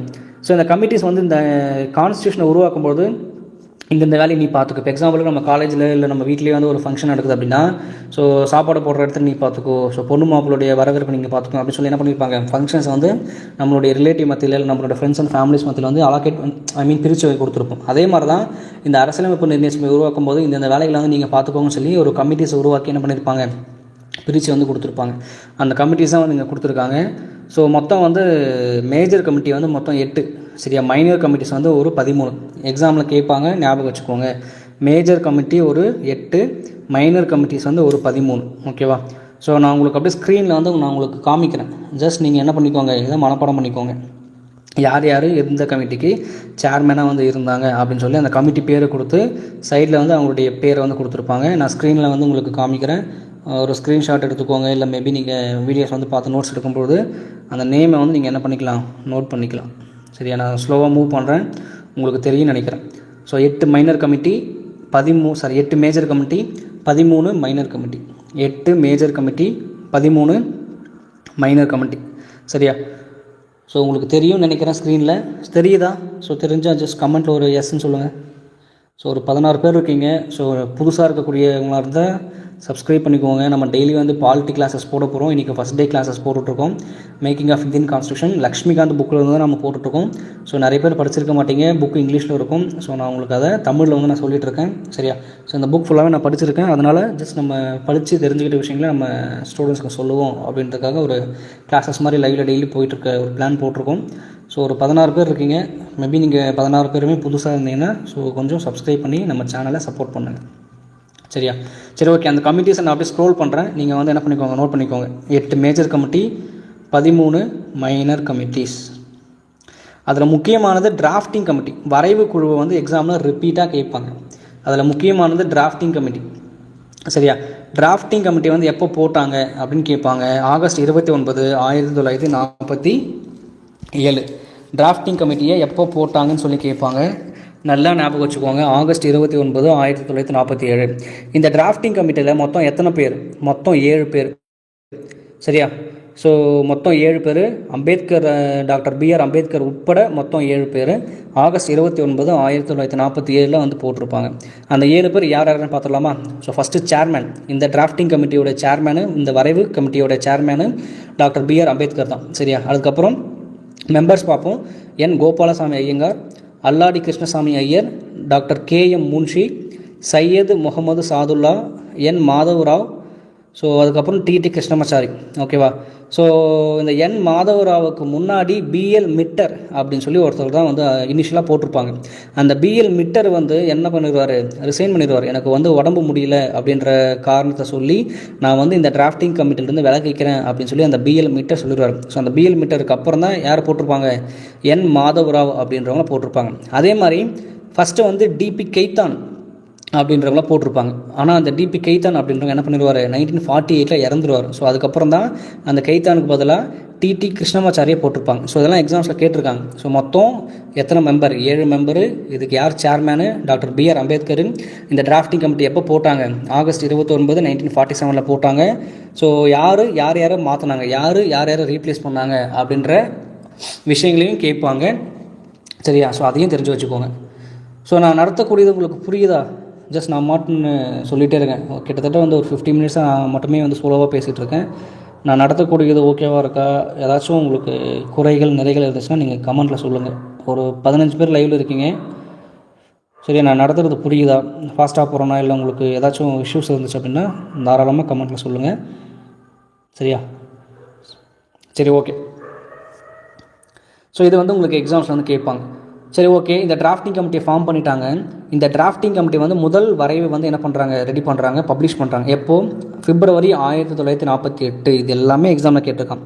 டிராஃப்டிங் கமிட்டி அவங்களுடைய முதல் வரைவை எப்போ வெளியிட்டாங்க, February 1948. ஓகேவா? அதுக்கப்புறம் வெளியிட்டுட்டு மக்களுக்கு, இந்திய மக்களுக்கு ஒரு 8 மாதங்கள் வந்து என்ன பண்ணுறாங்க, டைம் கொடுக்குறாங்க. இந்த வரைவை வந்து நீங்கள் என்ன பண்ணுங்கள், படித்து பாருங்கள், டிஸ்கஸ் பண்ணிவிட்டு இதில் வந்து என்ன திருத்தங்கள் கொண்டு வரலாம், என்ன அமெண்ட்மெண்ட்ஸை கொண்டு வரலாம் அப்படின்றத எங்களுக்கு ப்ரொப்போஸ் பண்ணுங்க அப்படின்னு என்ன பண்ணுறாங்க, பீப்புளுக்கு வந்து சொல்கிறாங்க. ஓகேவா? அதுக்கப்புறம் இந்த கிரிட்டிசிசம், மக்கள் கொடுக்கக்கூடிய அந்த கமெண்ட்ஸு, அவங்களுடைய சஜஷன்ஸு, சரியா, கழுவி ஊற்றிருப்பாங்களே, இதை மாற்றுங்க, அதை மாற்றுங்க, இல்லை இது ஓகேவா இருக்குது அப்படின்னு சொல்லி அதெல்லாம் கேட்டதுக்கப்புறம் ரெண்டாவதாக வந்து ஒரு டிராஃப்ட்டை வந்து ரெடி பண்ணுறாங்க. அது எப்போது, October 1948 பப்ளிஷ் பண்ணுறாங்க. ஸோ முதல் டிராஃப்டை வந்து முதல் வரைவை வந்து எப்போ பப்ளிஷ் பண்ணுவாங்க அப்படின்னா February 1948 பப்ளிஷ் பண்ணுவாங்க. ரெண்டாவது டிராஃப்ட்டு எப்போ பப்ளிஷ் பண்ணுவாங்க அப்படின்னா October 1948 ரெண்டாவது டிராஃப்ட் என்ன பண்ணுவாங்க, பப்ளிஷ் வந்து பண்ணுவாங்க. ஸோ இதை வந்து எக்ஸாமில் ஞாபகம் வச்சுக்கோங்க. அதே மாதிரி இந்த டிராஃப்டிங் கமிட்டி வந்து இந்த டிராஃப்ட், இந்த அரசியலமைப்புக்கான வரைவை உருவாக்குவதற்கு 6 மாதத்துக்கும் கம்மியாக தான் டைம் எடுத்துக்கிட்டாங்க. கிட்டத்தட்ட 141 நாள், எக்ஸாக்டாக சொல்லணும் அப்படின்னா 141 நாள் வந்து எடுத்துக்கிட்டாங்க அப்படின்னு சொல்லியிருப்பாங்க. சரியா? சரி. ஸோ அந்த டிராஃப்டிங்லாம் வந்து இப்போ ரெடி பண்ணிட்டாங்க. ரெடி பண்ணி ஃபைனலாக வந்து என்ன பண்ணுறாங்க, அதை ரெடி பண்ணி வச்சுருக்காங்க. அந்த ஃபைனலாக ரெடி பண்ணி வச்சுருக்கக்கூடிய அந்த டிராஃப்டை என்ன பண்ணுறாங்க, டாக்டர் BR அம்பேத்கர் இந்த அரசியலமைப்பு நிர்ணய சபைக்கு முன்னாடி என்ன பண்ணுறாரு, இன்ட்ரடியூஸ் பண்ணுறார். எப்போது, November 4, 1948. ஸோ டிராஃப்ட் ஃபுல்லாக ரெடி பண்ணிட்டாங்க, ஃபைனலாக ரெடி பண்ணி இப்போ வச்சுருக்காங்க. அப்படி ரெடி பண்ணி வச்சுருக்கக்கூடிய இந்தியன் கான்ஸ்டியூஷனுக்கான அந்த டிராஃப்டை அந்த இந்தியன் கான்ஸ்டியூண்ட் அசம்பிளி, அரசியலமைப்பு நிர்ணய சபையோடைய அந்த மீட்டிங்ஸில் என்ன பண்ணுறாங்க, இன்ட்ரடியூஸ் பண்ணுறாரு. யார் இன்ட்ரடியூஸ் பண்ணுறாங்க, டாக்டர் BR அம்பேத்கர் வந்து என்ன பண்ணுறாரு, இன்ட்ரடியூஸ் பண்ணுறாரு. சரியா? என்னைக்கு, November 4, 1948 என்ன பண்ணுறாரு, இன்ட்ரடியூஸ் வந்து பண்ணுறாரு. அந்த இன்ட்ரடியூஸ் பண்ண அந்த டிராஃப்ட் மேலே என்ன பண்ணுறாங்க, டிஸ்கஷன் பண்ணுறாங்க. எது மாற்றலாம், இல்லை எது சரியாக இருக்குது, அதில் என்ன சிறப்பம்சங்கள் சொல்லியிருக்காங்க அப்படின்னு சொல்லி என்ன பண்ணுறாங்க, பொதுவாக வந்து ஒரு டிஸ்கஷனை பண்ணுறாங்க. எத்தனை நாளைக்கு அது பண்ணுறாங்க, 5 நாளைக்கு அந்த டிஸ்கஷன் வந்து போகுது. சரியா? எப்போது, November 9, 1948 வரைக்கும். ஸோ இன்ட்ரடியூஸ் பண்ணது November 4, 1948. 5 நாளைக்கு டிஸ்கஷன் வந்து போகுது டில் November 9, 1948. சரியா? ஓகே. அதுக்கப்புறம் அந்த டிராஃப்ட்டுக்கு மேலே இரண்டாவது ரீடிங், செகண்ட் ரீடிங் வந்து என்ன பண்ணுறாங்க, பார்க்குறாங்க. இப்போது ஃபஸ்ட்டு ரீடிங் வந்து ஜென்ரலாக வந்து, இப்போ எக்ஸாம்பிளுக்கு பிரசிடெண்ட்டை பற்றி இந்த விஷயங்கள்லாம் வந்து நாங்கள் அரசியலமைப்பில் ரெடி பண்ணியிருக்கோம், ஸோ இதை வந்து இப்படி ரெடி பண்ணியிருக்கோம் சொல்லி ஜென்ரலாக டிஸ்கஷன்ஸ் வந்து பண்ணாங்க ஃபஸ்ட்டில். ஆனால் செகண்ட் ரீடிங்கில் வந்து கிளாஸ் பை கிளாஸாக, ஸோ உள்ள என்னென்னலாம் ஸ்பெசிஃபிக்காக சொல்லியிருக்கீங்க அப்படின்றத வந்து என்ன பண்ணுறாங்க, இரண்டாவது கட்டத்தில் வந்து டிஸ்கஷன் பண்ணுறாங்க. சரியா? ஸோ அப்போது அது வந்து எப்போ ஸ்டார்ட் ஆகுது அப்படின்னா November 15, 1948 செகண்ட் ரீடிங்கை வந்து ஸ்டார்ட் பண்ணுறாங்க. செகண்ட் ரீடிங்கை ஸ்டார்ட் பண்ணி October 17, 1949 அந்த செகண்ட் ரீடிங் வந்து என்ன பண்ணுறாங்க, முடிக்கிறாங்க. சரியா? ஸோ இதை மைண்டில் வச்சுக்கோங்க. அந்த செகண்ட் ரீடிங் அப்போ தான் அங்கே இருக்கக்கூடிய அரசியலமைப்பு நிர்ணய சபையை சேர்ந்த மெம்பர்ஸ் வந்து என்ன பண்ணுறாங்க, 7653 திருத்தங்களை வந்து என்ன பண்ணுறாங்க, சொல்கிறாங்க. சரியா? அந்த 7653 திருத்தங்களில் 2473 தான் வந்து ஆக்சுவலாக டிஸ்கஸ் பண்ணி அதை வந்து என்ன பண்ணுறாங்க, அந்த கான்ஸ்டியூஷன்ஸில் வந்து சில சேஞ்சஸ் வந்து பண்ணுறாங்க. ஓகேவா? ஸோ இந்த நம்பர்ஸ் வந்து ரொம்ப முக்கியம். ஸோ எத்தனை திருத்தங்களை வந்து சொன்னாங்க? 7653. எத்தனை மட்டும்தான் டிஸ்கஸ் பண்ணாங்க? 2473 தான் வந்து ஆக்சுவலாக வந்து என்ன பண்ணியிருப்பாங்க, டிஸ்கஸ் பண்ணியிருப்பாங்க. சரியா? எத்தனாவது ரீடிங்கில்? செகண்ட் ரீடிங்கில். செகண்ட் ரீடிங் எப்போ நடந்துச்சு? நவம்பர் 15, 1948. எப்போ முடிஞ்சுது? அக்டோபர் 17, 1949. ஃபஸ்ட் ரீடிங் வந்து எப்போ நடந்தது? நவம்பர் 4, 1948. அது வந்து எப்போ முடிஞ்சுது?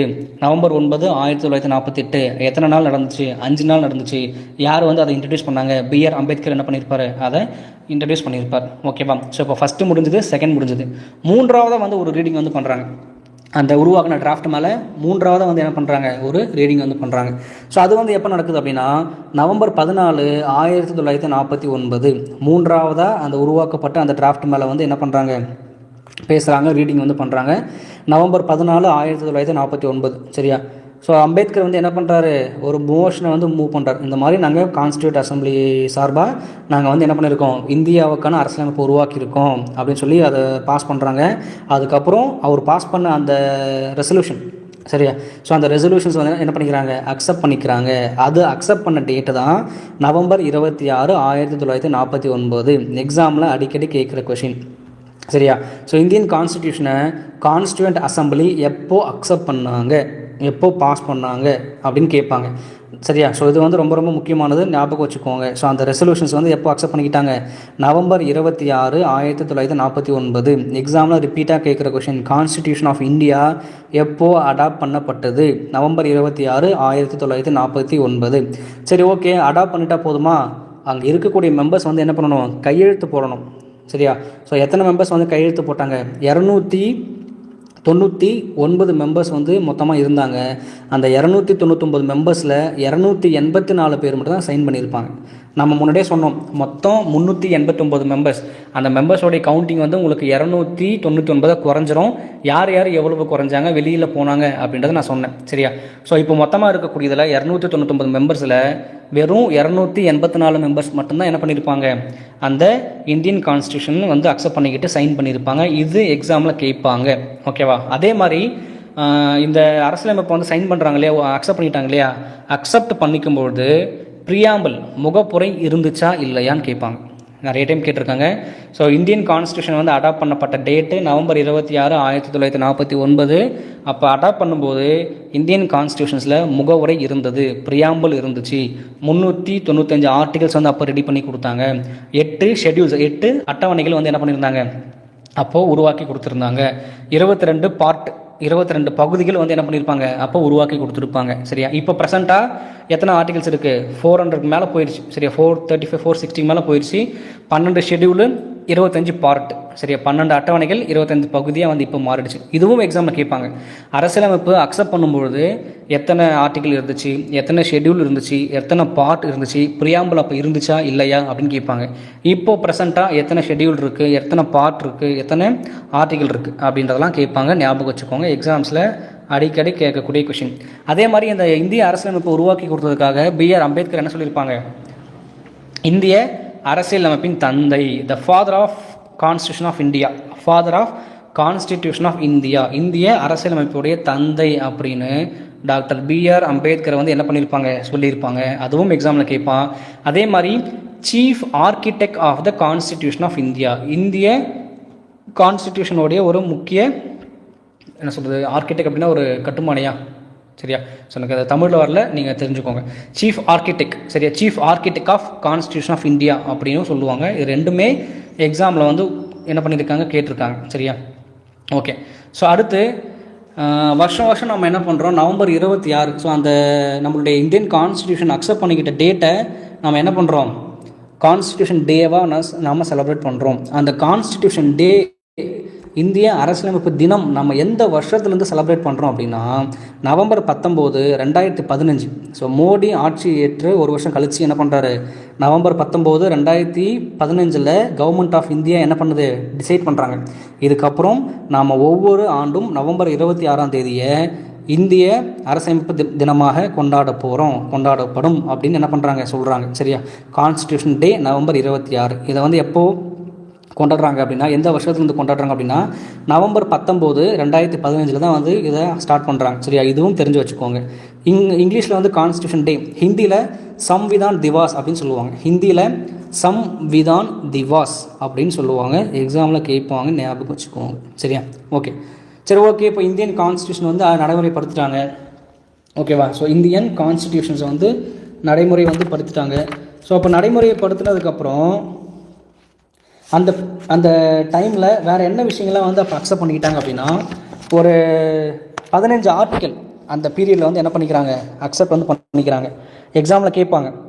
ஸோ இந்தியன் கான்ஸ்டியூஷன் ஞாபகம் வச்சுக்கோங்க. இந்தியன் கான்ஸ்டியூஷன் வந்து அடாப்ட் பண்ணும்போது எத்தனை ஆர்டிக்கலை வந்து அவங்க அக்செப்ட் பண்ணாங்க, ஐ மீன் எத்தனை ஆர்டிக்கல் வந்து அப்போது உடனடியாக வந்து நடைமுறைக்கு வந்துச்சு அப்படின்னு கேட்பாங்க. அக்செப்ட் பண்ணாங்க அப்படி கிடையாது. ஸோ இந்தியன் கான்ஸ்டியூஷன் வந்து அவங்க அடாப்ட் பண்ணும்போது எத்தனை ஆர்டிக்கல் அன்னையிலிருந்தே வந்து நடைமுறைப்படுத்தப்பட்டது அப்படின்னு சொல்லி கேட்பாங்க. ஒரு 15 ஆர்டிக்கல். சரியா, ஞாபகம் வச்சுக்கோங்க. ஆர்டிக்கல் 5, 6, 7, 8, 9, 60, 324, 366, 367, 379, 380, 388, 391, 392, 393. நம்ம ஆர்டிகல்ஸ் வந்து நம்ம தனியாக கிளாஸஸ் பார்ப்போம். சரியா, நம்ம வந்து அப்போது ஃபுல்லாக எல்லா ஆர்டிகல்ஸும் இன்டெப்த்தாக நம்ம சொல்கிறோம். இங்கே ஜஸ்ட் அந்த நம்பர்ஸ் மட்டும் நோட் பண்ணிக்கோங்க. ஸோ மொத்தம் வந்து ஒரு 15 ஆர்டிக்கல் இந்தியன் கான்ஸ்டியூஷன் அடாப்ட் பண்ணப்பட்ட அந்த நவம்பர் 26 வந்து உங்களுக்கு என்ன ஆகும், நடைமுறைக்கு வந்துடும். இதை வந்து தெரிஞ்சு வச்சுக்கோங்க. ரிமைனிங் இருக்கக்கூடிய ஆர்டிக்கல் இருக்கு இல்லையா, ஸோ மொத்தம் 395 ஆர்டிக்கல். அந்த 395 ஆர்டிக்கலில் ஒரு 15 ஆர்டிக்கல் மட்டும் அந்த நவம்பர் 26, 1949 அன்னிலிருந்தே நடைமுறைக்கு வந்துடும். ரிமைனிங் இருக்கக்கூடிய ஆர்டிக்கல் வந்து எப்போ நடைமுறைக்கு வரும் அப்படின்னா, ஜனவரி 26, 1950. ஜனவரி 26, 1950 அன்னைக்கு தான் வந்து உங்களுக்கு என்ன ஆகும், நடைமுறைக்கு வரும். சரியா, ஸோ இதுவும் எக்ஸாமில் கேட்பாங்க, ஞாபகம் வச்சுக்கோங்க. அதே மாதிரி ஏன் வந்து இந்த ஜனவரி 26 வந்து உங்களுக்கு சூஸ் பண்ணாங்க டேட்டு, அன்றைக்கி வந்து நம்ம என்னது, ரிப்பப்ளிக் டே, இந்திய குடியரசு தினம். ஏன் வந்து அந்த ஜனவரி 26 சூஸ் பண்ணாங்க அப்படின்னா, இதுவும் எக்ஸாமில் நிறைய டைம் அடிச்சு தவச்ச கொஷின். பூர்ண சுயராஜ்யம், பூர்ண ஸ்வராஜ் அப்படின்ற ஒரு விஷயத்தை, ஒரு டேவை வந்து என்ன பண்ணியிருப்பாங்க, கொண்டாடி இருப்பாங்க. எப்போது, ஜனவரி 26, 1930 ராவி நதிக்கரையில் என்ன பண்ணியிருப்பாங்க, கொண்டாடி இருப்பாங்க. சரியா, ஆக்சுவலாக டிசம்பர் மாதம் 1929 லாகூரில் ஒரு செஷன், இந்திய தேசிய காங்கிரஸோடைய முதல் மாநாடு பாம்பேயில் நடக்கும். ஸோ அப்படியே வந்து ஒவ்வொரு வருடம் என்ன பண்ணியிருப்பாங்க, ஒவ்வொரு இடத்துல வந்து மாநாடு வந்து நடத்துவாங்க. ஸோ அப்படி வந்து டிசம்பர் வந்து 1929 லாகூரில் வந்து ஒரு செஷன் நடக்கும்போது அப்போ என்ன பண்ணுவாங்க, சொல்லுவாங்க, நீங்கள் வந்து எங்களுக்கு என்ன பண்ணணும், எங்களுக்கு வந்து இண்டிபெண்டன்ஸ் வந்து கொடுக்கணும். அப்படி இல்லைனா நாங்கள் ஜனவரி 26, 1930 அன்றைக்கி நாங்கள் என்ன பண்ண போகிறோம், ராவி நதிக்கரையில் நாங்கள் கொடியேற்றி இந்தியா வந்து சுதந்திரம் அடைஞ்சிருச்சு அப்படின்னு சொல்லி நாங்கள் அனௌன்ஸ் பண்ணுவோம் அப்படின்னு சொல்லியிருப்பாங்க. ஸோ அந்த டேட்டை தான் வந்து என்ன பண்ணியிருக்காங்க, ஜனவரி 26 சூஸ் பண்ணி குடியரசு தினமாக வந்து நம்ம என்ன பண்ணுறோம், கொண்டாடிட்டு இருக்கோம். எக்ஸாமில் இதுவும் கேட்டாங்க, நிறைய டைம் கேட்டிருக்காங்க, தெரிஞ்சு வச்சுக்கோங்க. ஓகேவா? ஸோ அடுத்து எக்ஸாம் அஸ்பெக்ட்ஸில் இன்னொரு கொஸ்டின் நான் சொல்கிறேன், ஞாபகம் வச்சுக்கோங்க. ஸோ இந்தியன் இண்டிபெண்டன்ஸ் ஆக்ட் 1947, அப்புறம் government of Indian act 1935. So இந்த ஆக்ட் படி நிறைய சட்டங்கள் வந்து உருவாக்கியிருப்பாங்க இல்லையா. ஸோ அது எல்லாமே வந்து உங்களுக்கு என்ன இருக்கும், எடுத்துருவாங்க, ரிப்பீல் பண்ணிடுவாங்க. ரிப்பீல் பண்ணிவிட்டு இந்தியன் கவர்மெண்ட் பொறுப்பேற்றதுக்கப்புறம் அவங்க உருவாக்கின அந்த சட்டத்தை மட்டும் என்ன பண்ணிப்பாங்க, நடைமுறையில் வச்சுப்பாங்க. ஓகேவா? அதில் ஒன்றே மட்டும் கேன்சல் பண்ணாமல் வச்சுருந்தாங்க. அதுக்கு பேர் abolition of privy council jurisdiction act 1949. இதை மட்டும் தெரிஞ்சுக்கோங்க. பிரைவி கவுன்சில் அப்படின்னு சொல்லி ஒன்று இருந்துச்சு. சரியா? ஸோ அதை அபாலிஷ் பண்ணுறதுக்கான விஷயங்கள் வந்து உருவாக்கியிருப்பாங்க. ஆனால் அது மட்டும் உங்களுக்கு கண்டினியூ ஆகிட்டு இருக்கும். சரியா? மற்ற சட்டங்கள் எல்லாமே வந்து உங்களுக்கு என்ன பண்ணியிருப்பாங்க, ரிப்பீல் பண்ணியிருப்பாங்க. ஸோ இது அந்த இம்பார்ட்டன்ஸ் இல்லை, ஆனால் அந்த ஏரை மட்டும் தெரிஞ்சுக்கோங்க. சரியா? ஸோ பிரைவி கவுன்சிலில் வந்து அந்த ஜூரிஸ்டிக்ஷன் அதை அபாலிஷ் பண்ணுறதுக்கான சட்டங்கள் கொண்டு வந்திருப்பாங்க 1949. ஸோ இந்த ஃபேக்டை மட்டும் நீங்கள் ஞாபகம் வச்சுக்கோங்க. சரியா? ரொம்ப இம்பார்ட்டன்ஸ் இல்லை. ஓகே. ஸோ நடுவில் வந்து வேறு சில விஷயங்கள் கொடுத்துருக்காங்க இந்த லக்ஷ்மிகாந்த் புக்கில். என்ன அப்படின்னா, ஸோ கமிட்டிஸ் வந்து உருவாக்குனாங்க இல்லையா. ஸோ அந்த கமிட்டிஸில் இன்னும் சில கமிட்டிஸ் வந்து கொடுத்துருப்பாங்க. ஸோ என்ன அப்படின்னா, காங்கிரஸ் பார்ட்டி, இந்திய தேசிய காங்கிரஸ் இருக்கு இல்லையா, அவங்க தனியாக ஒரு கமிட்டிஸ் வந்து என்ன பண்ணுவாங்க, உருவாக்குவாங்க. என்றைக்கு அப்படின்னா ஜூலை 8, 1946. என்றைக்கு அப்படின்னா ஜூலை 8, 1946 அன்னைக்கு காங்கிரஸ் கட்சி தனியாக வந்து ஒரு கமிட்டியை வந்து என்ன பண்ணுவாங்க, உருவாக்குவாங்க. சரியா? ஸோ அந்த கமிட்டிஸில் வந்து யாரெல்லாம் இருக்காங்கன்னு பாருங்கள். ஜவஹர்லால் நேரு தான் சேர்மேன். அப்புறம் M Asaf Ali, KM Munshi, Gopalaswami Ayyangar, KT Shah, doctor DR Gadgil, Humayun Kabir, K Santhanam. சரியா? ஸோ மொத்தம் 8 பேர் இருக்காங்க. So major committee, minor committee அப்படின்னு சொல்லி நம்ம பார்த்துருப்போம். அதே மாதிரி இந்த காங்கிரஸும் என்ன பண்ணியிருப்பாங்க, அவங்க சார்பாக வந்து ஒரு கமிட்டியை வந்து உருவாக்கி கொடுத்துருப்பாங்க இந்த கான்ஸ்டியூஷனுக்கு ஹெல்ப் பண்ணுறதுக்காக. அந்த கமிட்டியில் மொத்தம் 8 பேர். யார் சேர்மன் அப்படின்னா ஜவஹர்லால் நேரு சேர்மனாக இருப்பாங்க. என்றைக்கு இந்த கமிட்டியை ஃபார்ம் பண்ணியிருப்பாங்க அப்படின்னா ஜூலை 8, 1946 இந்த கமிட்டியை ஃபார்ம் பண்ணியிருப்பாங்க. ஸோ இதை வந்து நல்லா தெரிஞ்சு வச்சுக்கோங்க. எக்ஸாம்ஸில் மேபி கேட்கலாம். இது வரைக்கும் கேட்டதில்லை, மேபி வந்து என்ன பண்ணலாம், கேட்கலாம். ஓகேவா? Okay, right. ஸோ அதுக்கப்புறம் வந்து இந்த கமிட்டி வந்து 2 மீட்டிங் வந்து நடந்திருக்கும். ஃபஸ்ட் மீட்டிங் வந்து நியூ டெல்லியில் நடந்திருக்கும், ஜூலை 20 to 22, 1946. செகண்ட் மீட்டிங் வந்து பாம்பேயில் நடத்தியிருப்பாங்க, ஆகஸ்ட் 15 to 17, 1946. சரியா? ஸோ இது வந்து இவங்க காங்கிரஸ் போட்ட கமிட்டியோட மீட்டிங். 2 மீட்டிங் நடந்திருக்கும். ஒன்று டெல்லியில் நடந்திருக்கும், இன்னொன்று பாம்பேயில். டேட் பார்த்துக்கோங்க. டெல்லியில் நடந்தது ஜூலை 20 to 22, 1946. செகண்டாக பாம்பேயில் நடத்திருப்பாங்க. ஸோ அது வந்து ஆகஸ்ட் மாதம் 15 to 17 வரைக்கும் 1946 என்ன பண்ணியிருப்பாங்க, இதை நடத்திருப்பாங்க. ஓகேவா? ஸோ இதை வந்து உங்களுக்கு மேபி கேட்கலாம். இது வரைக்கும் எக்ஸாம்ஸில் கேட்டதில்லை. கொஞ்சம் இன்டெப்த்தாக போயிட்டு கேட்கணும் அப்படின்னா மேபி என்ன பண்ணலாம், கேட்கலாம். ஓகேவா? சரி, ஓகே.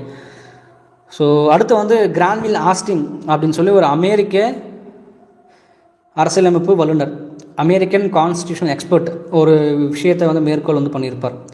ஸோ இந்த காங்கிரஸால் உருவாக்கப்பட்ட இந்த எக்ஸ்பர்ட் கமிட்டி இருக்குது இல்லையா, இது வந்து வேறு எதையும் பிரதிபலிக்கலை. Closely resembling objective resolution.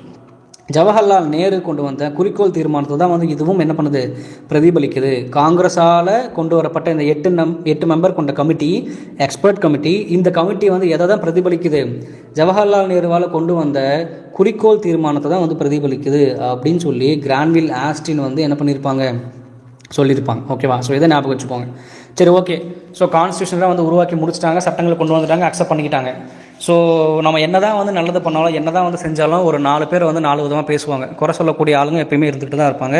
அப்படி யாரெல்லாம் குறை சொல்லியிருக்காங்க, என்னென்னலாம் குறை சொல்லியிருக்காங்க அப்படின்றத பார்க்கலாம். சரியா? கிரிட்டிசிசம். இந்த அரசியலமைப்பு நிர்ணய சபையில் என்னெல்லாம் கிரிட்டிசிசம் வந்து பண்ணாங்க அப்படின்னா, இது வந்து ரெப்ரசன்டேட்டிவ் பாடி கிடையாது. நல்லா ஞாபகம் வச்சுக்கோங்க, ரெப்ரசன்டேட்டிவ் பாடி கிடையாது. ஏன்னா ரெப்ரசன்டேட்டிவ் அப்படின்னா நம்மளுடைய சார்பாக ஒருத்தவங்கள வந்து நம்ம என்ன பண்ணுவோம், ஓட் போட்டு தேர்ந்தெடுப்போம். அதுதான் ரெப்ரசன்டேட்டிவ். இப்போ கிளாஸில் ஒரு லீடர் இருப்பாங்க, நம்ம எல்லாரும் சேர்ந்து அவங்கள தேர்ந்தெடுப்போம், ரெப்ரசன்டேட்டிவ். ஸோ மக்கள் வந்து நேரடியாக வந்து ஓட்டு போட்டு வந்து என்ன பண்ணலை, ஃபுல்லாக தேர்ந்தெடுக்கல. பார்ட்லி எலெக்டட், பார்ட்லி நாமினேட்டட், அந்த வார்த்தை நம்ம படித்தோம், ஞாபகம் இருக்கா? ஸோ அப்போது இது முழுமையான ஒரு ரெப்ரசன்டேட்டிவ் பாடி கிடையாது அப்படின்னு என்ன பண்ணுறாங்க, முதல் கிரிட்டிசிஸ் தான் வைக்கிறாங்க. ரெண்டாவது, சாவர்ஜின் பாடி, முழு இறையாண்மை கொண்ட பாடியாக வந்து இது கிடையாது அப்படின்னு சொல்கிறாங்க. ஸோ இது வந்து பிரிட்டிஷோடைய கட்டுப்பாட்டில் தான் நீங்கள் வந்து இந்த அரசியலமைப்பெல்லாம் நீங்கள் உருவாக்கியிருக்கீங்க. ஏன்னா வந்து அந்த கேபினெட் மிஷன் யாருடைய தலைமையில் தான் வந்து ஆரம்பித்தாங்க, 3 பேர் நம்ம கமிட்டி பார்த்தோம் இல்லையா. அதுக்கப்புறம் இந்தியா விடுதலை பெற்ற கொஞ்ச நாள் பிரிட்டிஷ் வந்து என்ன பண்ணிட்டு இருந்தாங்க, நமக்கு சப்போர்ட் பண்ணிட்டு இருந்தாங்க. ஸோ வந்து இது முழுமையான வந்து பாடி கிடையாது, முழுமையான ஒரு இறையாண்மை கொண்ட அமைப்பு வந்து கிடையாது அப்படின்னு வந்து என்ன பண்ணியிருப்பாங்க, இங்கே வந்து சொல்லியிருப்பாங்க. சரியா? பிரிட்டிஷ் வந்து என்ன பண்ணுறாங்க, இன்னமும் நம்மளை கண்ட்ரோல் பண்ணிட்டு இருந்தாங்க அப்படின்னு ஒரு குறையை வந்து சொல்லுவாங்க. மூணாவது, நீங்கள் என்னடா வந்து இந்த கான்ஸ்டிடியூஷனை வந்து உருவாக்குறதுக்கு 2 வருஷம் எடுத்துக்கிட்டீங்க. சரியா? 2 வருஷம் நம்ம பார்த்தோம் இல்லையா. ஸோ அந்த டைம் பீரியட், ஸோ இவ்வளோ நாளாக வந்து நீங்கள் எடுத்துப்பீங்க அப்படின்னு சொல்லி என்ன பண்ணியிருப்பாங்க, ஒரு குறையை வந்து சொல்லியிருப்பாங்க. அதில் குறிப்பாக நசிருதீன் அகமது. சரியா? அதில் குறிப்பாக நசிருதீன் அகமது அப்படின்றவர், அவர் கான்ஸ்டியூண்ட் அசம்பிளியோடைய மெம்பர் தான்.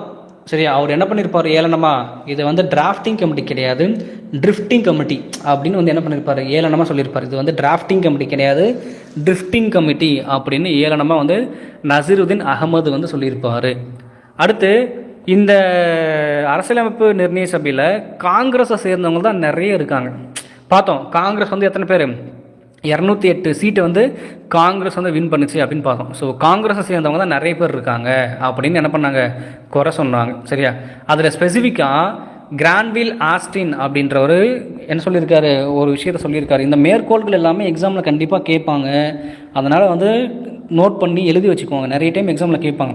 ஸோ இந்த கிரான்வில் ஆஸ்டின் வந்து என்ன சொல்கிறார் அப்படின்னா, இந்த கான்ஸ்டியூண்ட் அசம்பிளி, இந்த அரசியலமைப்பு நிர்ணய சபையில் ஒரே ஒரு பார்ட்டி தான் மெஜாரிட்டியாக இருக்குது. ஸோ வந்து அந்த அசம்பிளி தான் காங்கிரஸ் தான் அசம்பிளி. இந்திய அரசியலமைப்பு நிர்ணய சபை வேறு யாரும் கிடையாது, காங்கிரஸ் தான். காங்கிரஸ் யார், இந்திய அரசியலமைப்பு நிர்ணய சபை. அசம்பிளி தான் காங்கிரஸ், காங்கிரஸ் தான் அசம்பிளி அப்படின்னு சொல்லி சிம்பிளாக வந்து என்ன பண்ணியிருப்பாரு, முடிச்சிருப்பாரு. 4வது பார்த்துட்டோம். 5வது என்ன சொல்லியிருப்பாங்க அப்படின்னா லாயர் பொலிட்டீஷியன் டாமினேஷன். இந்த அரசியலமைப்பு நிர்ணய சபையில் வக்கீல்கள், அரசியல்வாதிகள் அவங்களுடைய கை வந்து ஓங்கி இருக்கு. நிறைய பேர் வந்து அவங்க தான் இருக்காங்க. இப்போ எக்ஸாம்பிளுக்கு நிறைய பேர் வந்து அந்த கமிட்டிஸில் வந்து என்ன பண்ணுறாங்க, லாயராக வந்து இருக்காங்க.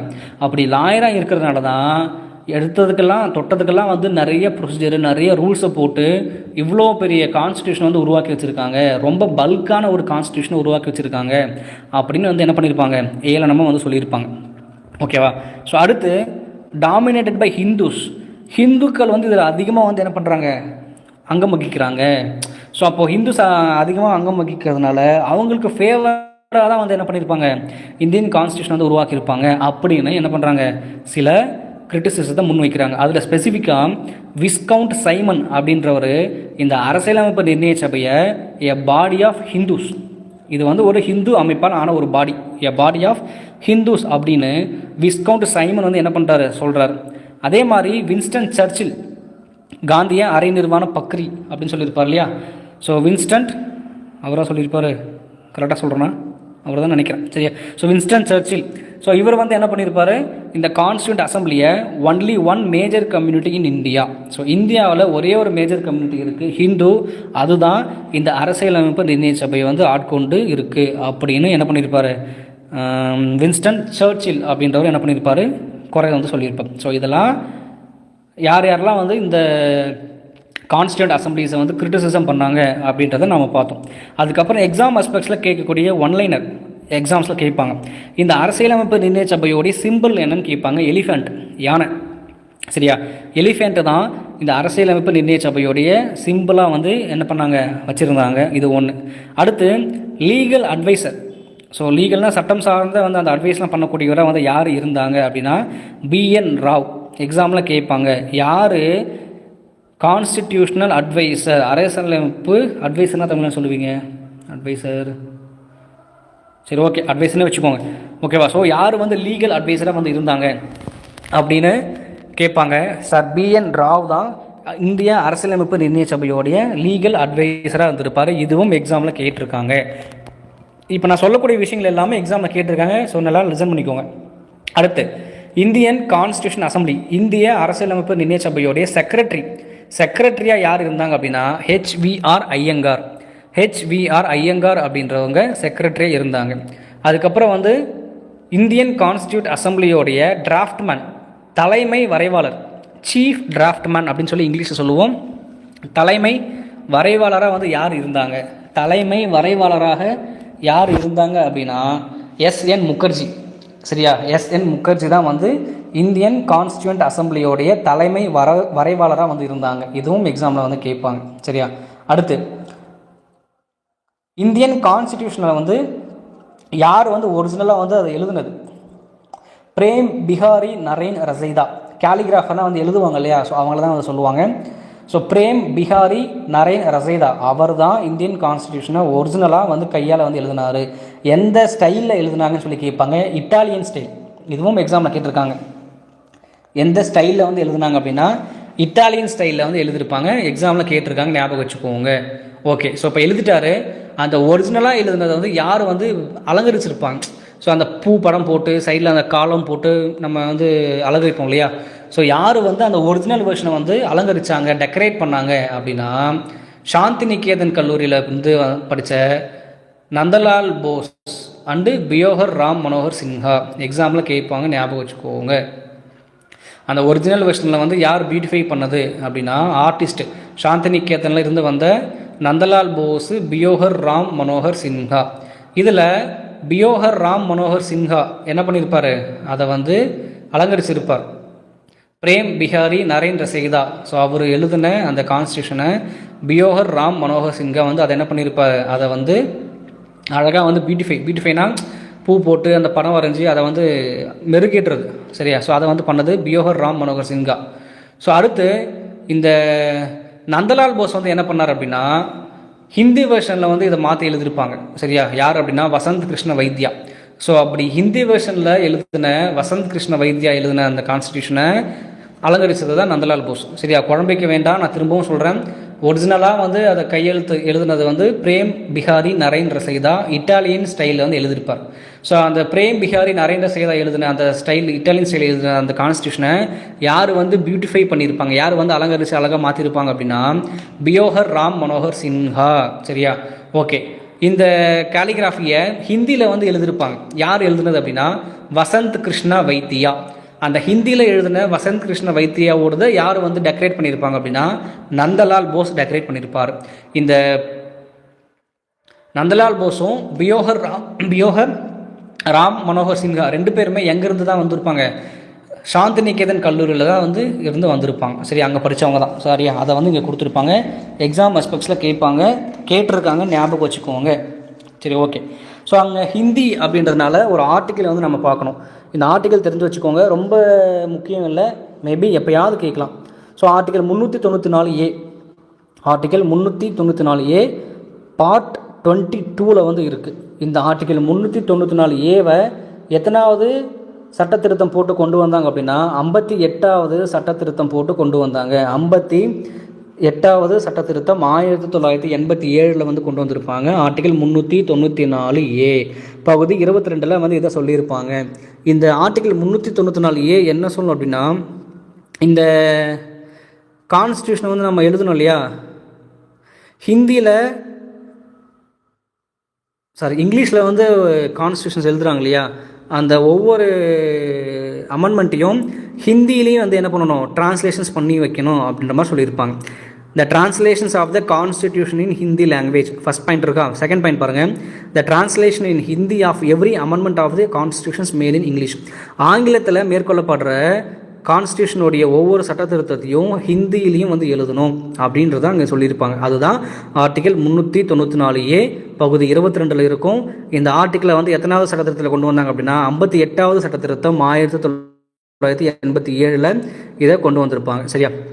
இதில் ஏதாச்சும் மாற்றங்கள் பண்ணணும் அப்படின்னா அந்த முழு அதிகாரம் யாருக்கு இருக்குது, பிரசிடெண்ட்டுக்கு தான் இருக்குது. ஸோ டைமுக்கு டைம் என்ன பண்ணணும், பிரசிடெண்ட் வந்து இதை கரெக்டாக ரிவைஸ் பண்ணி மாற்றணும் அப்படின்னு பிரசிடெண்ட்டுக்கான அதிகாரத்தையும் இதில் சொல்லியிருப்பாங்க. ஸோ ஒரு 3 பாயிண்ட் கொடுத்துருப்பாங்க, இதை வந்து ஞாபகம் வச்சுக்கோங்க. சரியா? ஸோ கீழே வந்து உங்களுக்கு டேபிள் இருக்கிறத கொடுத்துருப்பாங்க, நம்ம பார்த்தோம் இல்லையா. ஸோ இந்த அரசியலமைப்பு நிர்ணய சபைக்கான எலெக்ஷன் வந்து ஜூலை டு ஆகஸ்ட் 1946 நடக்கும் சொல்லி பார்த்தோம். அதில் காங்கிரஸ் வந்து 208 சீட்டு ஜெயிக்கும், முஸ்லீம் லீக் 73 சீட்டு ஜெயிக்கும், மீதி சின்ன சின்ன கட்சி சுயேட்சையெல்லாம் சேர்ந்து 15 சீட்டு ஜெயிக்கும்னு சொல்லி நம்ம பார்த்தோம். அதை வந்து இங்கே இண்டிவிஜுவலாக கொடுத்துருக்காங்க. நான் அப்படியே வந்து உங்களுக்கு நான் ஹோல்ட் பண்ணி வைக்கிறேன், நீங்கள் பொறுமையாக நோட் பண்ணி கூட வச்சுக்கோங்க, இல்லை ஸ்க்ரீன்ஷாட் எடுத்து கூட வந்து ரிவைஸ் பண்ணிக்கோங்க. சரியா? ஸோ வீடியோ பார்க்குறவங்க மறக்காமல் நம்ம சேனலை சப்ஸ்கிரைப் பண்ணுங்கள். சரியா? சப்போர்ட் பண்ணுங்கள். ஸோ நம்ம சேனல் வந்து கொஞ்சம் நல்ல ஹைட்டுக்கு ரீச் ஆகும்போது இன்னும் நமக்கான மோட்டிவேஷன் வந்து அதிகமாக இருக்கும். டெய்லி நிறைய கிளாஸஸ் வந்து நான் உங்களுக்கு போடுவேன். சரிங்களா? சரி, ஓகே. ஸோ அடுத்து பாருங்கள். ஸோ இந்த சைடில் இருக்கிறதெல்லாம் வந்து உங்களுக்கு கேஸ்ட் வைஸ் வந்து கொடுத்துருப்பாங்க. சரியா? மேபி எக்ஸாமில் கேட்க மாட்டான்னு சொல்ல முடியாது, கேட்டுட்டா நம்ம வந்து அங்கே போட்டு தெரியணும். ஸோ பிரிட்டிஷ் இந்தியன் ப்ராவின்சஸ் 292, இது நான் சொல்லிட்டேன் already. Princely states 93, chief commissioner provinces 4, மொத்தம் 389 பேர் இந்திய அரசியலமைப்பு நிர்ணய சபையில் மெம்பர்ஸாக இருப்பாங்கன்னு சொல்லி பார்த்தோம். அதுதான் இங்கே பிரித்து கொடுத்துருக்காங்க, நம்ம அதை ஆல்ரெடி பார்த்துட்டோம். கீழே வந்து அந்த எலெக்ஷனில் ஜெயிச்சாங்கன்னு சொன்னோம் இல்லையா, அது ஜெயிச்சதில் கம்யூனிட்டி வைஸ் கொடுத்துருக்காங்க. ஹிந்து எத்தனை ஜெயித்தாங்க, முஸ்லீம் எத்தனை ஜெயித்தாங்க, எஸ்சி எத்தனை ஜெயித்தாங்க, ஆங்கிலோ இந்தியன்ஸு, பார்சிஸு, சீக்கியர்கள், backward tribal people, Indian Christians, so யார் யார் எவ்வளவு சீட் ஜெயித்தாங்க அப்படின்ற விஷயத்த இங்கே கொடுத்துருக்காங்க. இதையும் நோட் பண்ணி வச்சுக்கோங்க.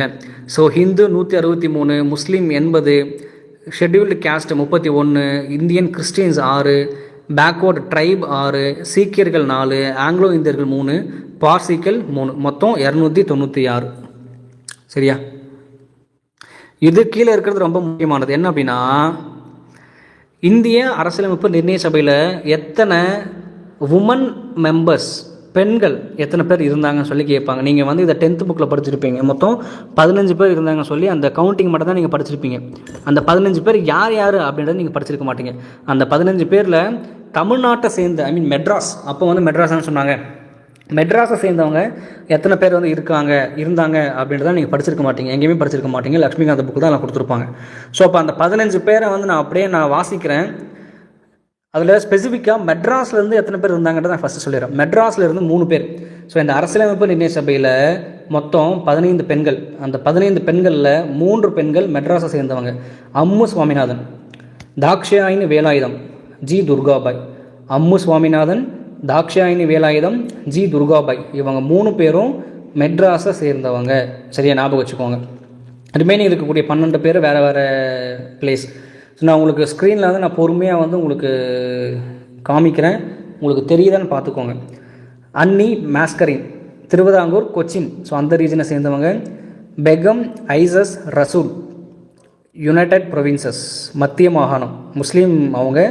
அடுத்து ஹன்சா மேத்தா, பாம்பே. கமலா சௌத்ரி, அவங்களும் மத்திய மாகாணம், யுனைடெட் ப்ரொவின்சஸ். லீலா ராய், வெஸ்ட் பெங்கால். மாலதி சௌத்ரி, ஒடிசா. பூர்ணிமா பானர்ஜி, இவங்களும் மத்திய மாகாணம், யுனைடெட் ப்ரொவின்சஸ். ராஜ்குமாரி அம்ரித் கவுர், இவங்க வந்து சென்ட்ரல் ப்ராவின்சஸ், மத்திய மாகாணம், அப்புறம் பீகார் அப்படின்னு சொல்கிறாங்க. ரேணுகா ராய், இவங்க வெஸ்ட் பெங்கால். சரோஜினி நாயுடு, பீகார். சுசித்ரா கிருபாலனி, இவங்க மத்திய மாகாணம். விஜயலட்சுமி பண்டிட், இவங்க மத்திய மாகாணம். நான் இன்னொரு பாயிண்ட் சொல்ல மறந்துட்டேன், நல்லா நோட் பண்ணிக்கோங்க. இந்த டெம்பரரி சேர்மன் டாக்டர் சச்சிதானந்த சின்ஹாவை வந்து என்ன பண்ணாங்க, முதல் நாள் மீட்டிங் டிசம்பர் 9, 1946 வந்து சூஸ் பண்ணாங்க இல்லையா, அந்த அரசியலமைப்பு நிர்ணய சபையுடைய டெம்பரரி சேர்மனாக டாக்டர் சச்சிதானந்த சின்ஹாவை நீங்கள் சூஸ் பண்ணுங்கள் அப்படின்னு ரெக்கமெண்ட் பண்ணது யார்? சுசித்ரா கிருபாலினி. எக்ஸாமில் இது கேட்பாங்க, ஞாபகம் வச்சுக்கோங்க. சுசித்ரா கிருபாலினி தான் இந்த விஷயத்த சொல்லியிருப்பாங்க. டாக்டர் சச்சிதானந்த சின்ஹாவை நீங்கள் என்ன பண்ணுங்கள், டெம்பரரி பிரசிடெண்ட்டாக சூஸ் பண்ணுங்கள் அப்படின்னு என்ன பண்ணியிருப்பாங்க, ரெக்கமெண்டேஷன் பண்ணியிருப்பாங்க. ஸோ மொத்தம் 15 மெம்பர்ஸ். அதில் 3 பேர் மெட்ராஸை சேர்ந்தவங்க, அம்மு சுவாமிநாதன், தாக்ஷாயினி வேலாயுதம், ஜி துர்காபாய். ரிமைனிங் எல்லாமே வந்து அதர் ஸ்டேட்ஸ், அதர் இது விஷயங்கள் சேர்ந்தது. நான் யார் யாருன்னு படித்து சொன்னேன், ஸ்க்ரீன்லேயே நான் உங்களுக்கு லைவாக போயிட்டுருக்கு. நோட் பண்ணுறவங்க நோட் பண்ணி வச்சுக்கோங்க, சரியா. அடுத்து ஸோ இந்த பேஜ் அந்தளவுக்கு இம்பார்ட்டன்ஸ் இல்லை, இது மட்டும் தெரிஞ்சு வச்சுக்கோங்க. ஸோ வேர்ல்டில் எந்தெந்த கண்ட்ரி அவங்களுடைய கான்ஸ்டியூஷனை உருவாக்க எவ்வளோ நாள் எடுத்துக்கிட்டாங்க, மொத்தம் எத்தனை ஆர்டிக்கல் இருக்குது, இதை ஒரு டைம் என்ன பண்ணிட்டான், மேட்ச் த ஃபாலோயிங்கில் கேட்டான். ஸோ அமெரிக்கா, ஸோ அவங்களுடைய கான்ஸ்டியூஷனில் மொத்தம் எத்தனை ஆர்டிக்கல் இருக்குது, வெறும் 7 ஆர்டிக்கல் தான் இருக்குது. கனடாவுடைய கான்ஸ்டியூஷனில் 147 ஆர்டிக்கல் இருக்குது. ஆஸ்திரேலியா வந்து 128, South Africa 153, China 138. So America 7 article வச்சுருக்காங்க அவங்க கான்ஸ்டியூஷனில். Canada 147, Australia 128, South Africa 153, China 138. So America அவங்களுடைய கான்ஸ்டியூஷனை உருவாக்குறதுக்கு 4 மாதத்துக்கு கம்மியாக தான் டைம் எடுத்துக்கிட்டாங்க, லெஸ் தென் 4 month. கனடா அவங்களுடைய கான்ஸ்டியூஷனை உருவாக்குறதுக்கு 2 வருஷம் 6 மாதம் எடுத்துக்கிட்டாங்க, சரியா. அடுத்து ஆஸ்திரேலியா, ஸோ அவங்களுடைய கான்ஸ்டியூஷனை உருவாக்குறதுக்கு 9 ஆண்டுகள் எடுத்துட்டாங்க, எப்பா. ஸோ 9 ஆண்டுகள் வந்து எடுத்துருக்காங்க Australia. And then south Africa அவங்களுடைய கான்ஸ்டியூஷனை உருவாக்குறதுக்கு 1 வருஷம் எடுத்துக்கிட்டாங்க, சரியா. ஸோ இதெல்லாம் ஒரு டைம் என்ன பண்ணிட்டான், டிஎன்பிஎஸ்சி எக்ஸாமில் மேட்ச் த ஃபாலோயிங்கில் இதை வந்து கேட்டு விட்டான். ஸோ அமெரிக்காவில் வந்து எத்தனை ஆர்டிக்கல் இருக்குது, கனடாவில் வந்து எத்தனை ஆர்டிக்கல் இருக்குது, எவ்வளோ டைம் வந்து எடுத்துக்கிட்டாங்க அப்படின்றத கேட்டான். ஸோ அதனால் வந்து காமிக்கிறேன், தெரிஞ்சு வச்சுக்கோங்க, ஓகேவா. ஸோ கீழே இருக்கிறது ஆர்டிக்கல் 393, 94, 94A, 95 கிடையாது, எடுத்துட்டாங்க. 94A நான் சொல்லிட்டேன். ஸோ ஹிந்தியில் வந்து ட்ரான்ஸ்லேட் பண்ணுவாங்க, அதை நான் சொல்லிட்டேன். 393 ஷார்ட் டைட்டில், 94 கமென்ஸ்மெண்ட். ஸோ இதெல்லாம் ரொம்ப இம்பார்ட்டன்ஸ் இல்லை, ஜஸ்ட் அந்த ஹெட்டிங் மட்டும் பார்த்து வச்சுக்கோங்க, சரியா. ஸோ இதுதான் உங்களுக்கு இந்தியன் கான்ஸ்டியூஷன் வந்து எப்படி வந்து உருவாக்குனாங்க. முதல்ல எம்என் ராய் வந்து குரல் கொடுத்து ஆரம்பிச்சிருப்பார். அதுக்கப்புறம் அப்படியே லைனாக வந்திருக்கும், எப்படி வந்து கொண்டு வந்தாங்க, யார் குரல் கொடுத்தாங்க, அதில் வந்து எத்தனை மெம்பர்ஸ் இருந்தாங்க, எப்படி சூஸ் பண்ணாங்க, எலெக்ஷன் எப்போ நடந்தது, சேர்மன் வந்து எப்படி எடுத்தாங்க, எத்தனை மெம்பர்ஸ் இருந்தாங்க, யார் வெளியே போனாங்க, சரியா. அப்புறம் உள்ள அப்ஜெக்டிவ் ரெசல்யூஷனுடைய முக்கியமான விஷயங்களை என்னென்ன சொன்னார் நேரு, டிராஃப்டிங் கமிட்டியில் யார் யார் மெம்பராக இருந்தாங்க, எப்போது அதனுடைய விஷயங்கள்லாம் கொண்டு வந்தாங்க, first reading, second reading, third reading எப்போ பண்ணாங்க. ஸோ எல்லாமே நம்ம இன்டெப்த்தாக பார்த்துருப்போம். கமிட்டி மட்டும் நான் உங்களுக்கு சொல்லலை, உங்களை வந்து நோட் பண்ணி சொல்லிட்டேன். மேஜர் கமிட்டி வந்து ஒரு 8, மைனர் கமிட்டி வந்து ஒரு 13. அது இல்லாமல் காங்கிரஸ் அமைச்சா ஒரு எக்ஸ்பர்ட் கமிட்டி ஒரு 8 பேர் ஜவஹர்லால் நேரு தலைமையில் வந்து வச்சுருப்பாங்க. ஸோ அது எல்லாமே நான் சொல்லிட்டேன். ஸோ யார் வந்து என்னென்ன கிரிட்டிசிசம் வந்து பண்ணாங்க, என்ன முக்கியமான ஃபேக்ட், 1 வேர்டு என்னென்ன எக்ஸாம் பற்றியில் கேட்பாங்க. ஸோ இந்திய அரசியலமைப்பு இப்படி தான் உருவாகி இன்றைக்கி இருக்குது, சரியா. ஸோ இதுதான் வந்து ஸ்டார்டிங். இதுக்கப்புறம் அப்படியே ஒரு சாப்டராக வந்து நம்ம பார்ப்போம், சரியா. அடுத்து இந்தியன் ஸ்டேட்டில் எந்தெந்த ஸ்டேட்டை வந்து எப்படி உருவாச்சு, சரியா, அதுக்கு என்ன சட்டத்திருத்தம் கொண்டு வந்து ஜாயின் பண்ணாங்க, குடியுரிமை, அடுத்து ஃபண்டமெண்டல் ரைட்ஸு, டிபிஎஸ்பி, சரியா, ஃபண்டமெண்டல் டியூட்டிஸு, அதுக்கப்புறம் அப்படியே central legislative assembly, Lok Sabha, Rajya Sabha, president, prime minister அப்படின்னு சொல்லி ஒரு நாளும் ஒவ்வொரு வீடியோஸாக வந்து போகும். நான் உங்ககிட்ட எதிர்பார்க்குறது எல்லாமே உங்களுடைய சப்போர்ட் தான். ஸோ எனக்கு எவ்வளோ நீங்கள் சப்போர்ட் கொடுக்குறீங்களோ அவ்வளோவுக்கும் நான் எஃபோர்ட் போட்டு உங்களுக்கு நான் சொல்லித்தர ரெடியாக இருக்கேன். ஸோ கொஞ்சம் ஒர்க் போயிட்டு வந்து நான் பண்ணுறதுனால ஈவினிங் டைம்ஸ் தான் உங்களுக்கு லைவ் போடுற மாதிரி இருக்கும். சரியா? ஸோ ஷேர் பண்ணுங்கள், வீடியோஸ் வந்து ஃபுல்லாக பாருங்கள், ஸ்கிப் பண்ணாமல் பாருங்கள். புதுசாக படிக்கிறவங்களுக்கு இந்த கிளாஸ் ரொம்ப ரொம்ப ஹெல்ப்ஃபுல்லாக இருக்கும். ஆல்ரெடி டிஎன்பிசியில் அந்த நீரோட்டத்தில் ஓடிட்டு இருக்கவங்களுக்கு இது ஆல்ரெடி படிச்சிருப்பாங்க, பாதி விஷயம் படிச்சிருப்பாங்க, பாதி விஷயம் புதுசாக இருக்கும். சரியா? ஸோ புதுசாக வரவங்களுக்கு ரொம்ப ரொம்ப ஹெல்ப்ஃபுல்லாக இருக்கும். ஒன்ஸ் நான் இந்த பாலிட்டி கிளாஸஸ் கம்ப்ளீட் பண்ணதுக்கப்புறம் பாலிட்டியில் கொஷின் எப்படி கேட்டாலும் உங்களால் கண்டிப்பாக அடிக்க முடியும். நான் வந்து 100% ஷுவராக வந்து நான் சொல்கிறேன். நான் அந்தளவுக்கு நான் கிளாஸ் எடுத்து கொடுக்குறேன். ஸோ உங்ககிட்ட எதிர்பார்க்கறது ஒன்று தான், சப்ஸ்கிரைப் பண்ணி நம்மளுடைய சேனலில் கொஞ்சம் ரீச் பண்ண வைங்க. சரியா? ஸோ நாளைக்கு நம்ம அடுத்த வீடியோஸில் வந்து பார்க்கலாம். ஸோ லைவ் பார்த்த அனைவருக்கும் தேங்க்யூ. ஸோ நீங்கள் எதுவும் சொல்லணுமா? ஸோ நான் மட்டுமே பேசிகிட்டு இருக்கேன், யாருமே ஒரு மெசேஜ் கூட பண்ணலை. ஸோ ஜஸ்ட் அந்த லைவ் சேட்டில் வந்து நீங்கள் சேட் பண்ணலாம். நீங்கள் ஏதாச்சும் சொல்ல நினைக்கிறீங்களா, இல்லை எப்படி வந்து ஹேண்டில் பண்ணணும் கிளாஸு, இல்லை உங்களுக்கு என்ன தேவை, நீங்கள் ஜஸ்ட் சொல்லலாம். ஒரு 7 பேர் வந்து ஆன்லைனில் இருக்கீங்க, நான் பேசுகிறத கேட்டுட்டு இருக்கீங்க. ஸோ நீங்கள் இன்ட்ராக்ட் பண்ணிங்கன்னா எனக்கு கொஞ்சம் ஒரு மோட்டிவாக இருக்கும். ஸோ நான் மட்டுமே வந்து ஒன் வே டீச்சிங் மாதிரி இருக்குது. ஸோ ஜஸ்ட் கமெண்ட்டில் சொல்லுங்கள். மேபி நீங்கள் சொன்னீங்கன்னா நான் வந்து அதை பார்த்துப்பேன். நீங்கள் என்ன வந்து சொல்கிறீங்க, என்ன நீங்கள் எதிர்பார்க்குறீங்க, எப்படி கிளாஸஸ் கொண்டு போகலாம் அப்படின்றது நீங்கள் சொன்னீங்கன்னா நல்லாயிருக்கும். யாருமே சொல்ல விருப்பம் இல்லையா? ஒரு 8 பேர் இருக்கீங்க. சரி, ஓகே, சரி, ரைட். ஸோ லைவ் வந்து நம்ம முடிச்சுக்கலாம். ஸோ கம்ப்ளீட்டாக வந்து நம்ம பாலிட்டி மேக்கிங் ஆஃப் கான்ஸ்டியூஷன் பார்த்துட்டோம். ஸோ லைவ் முடிஞ்சதுக்கப்புறம் வீடியோ வந்து அப்லோட் ஆகும். ஸோ திரும்பவும் பார்க்கணும், இல்லை புதுசாக நான் பார்க்கணுன்னு நினைக்கிறவங்க என்ன பண்ணிக்கோங்க, ஸோ வீடியோஸை வந்து கிளிக் பண்ணி பார்த்துக்கோம். சரியா? ஸோ நம்ம நாளைக்கு சந்திக்கலாம். Bye bye, thank you.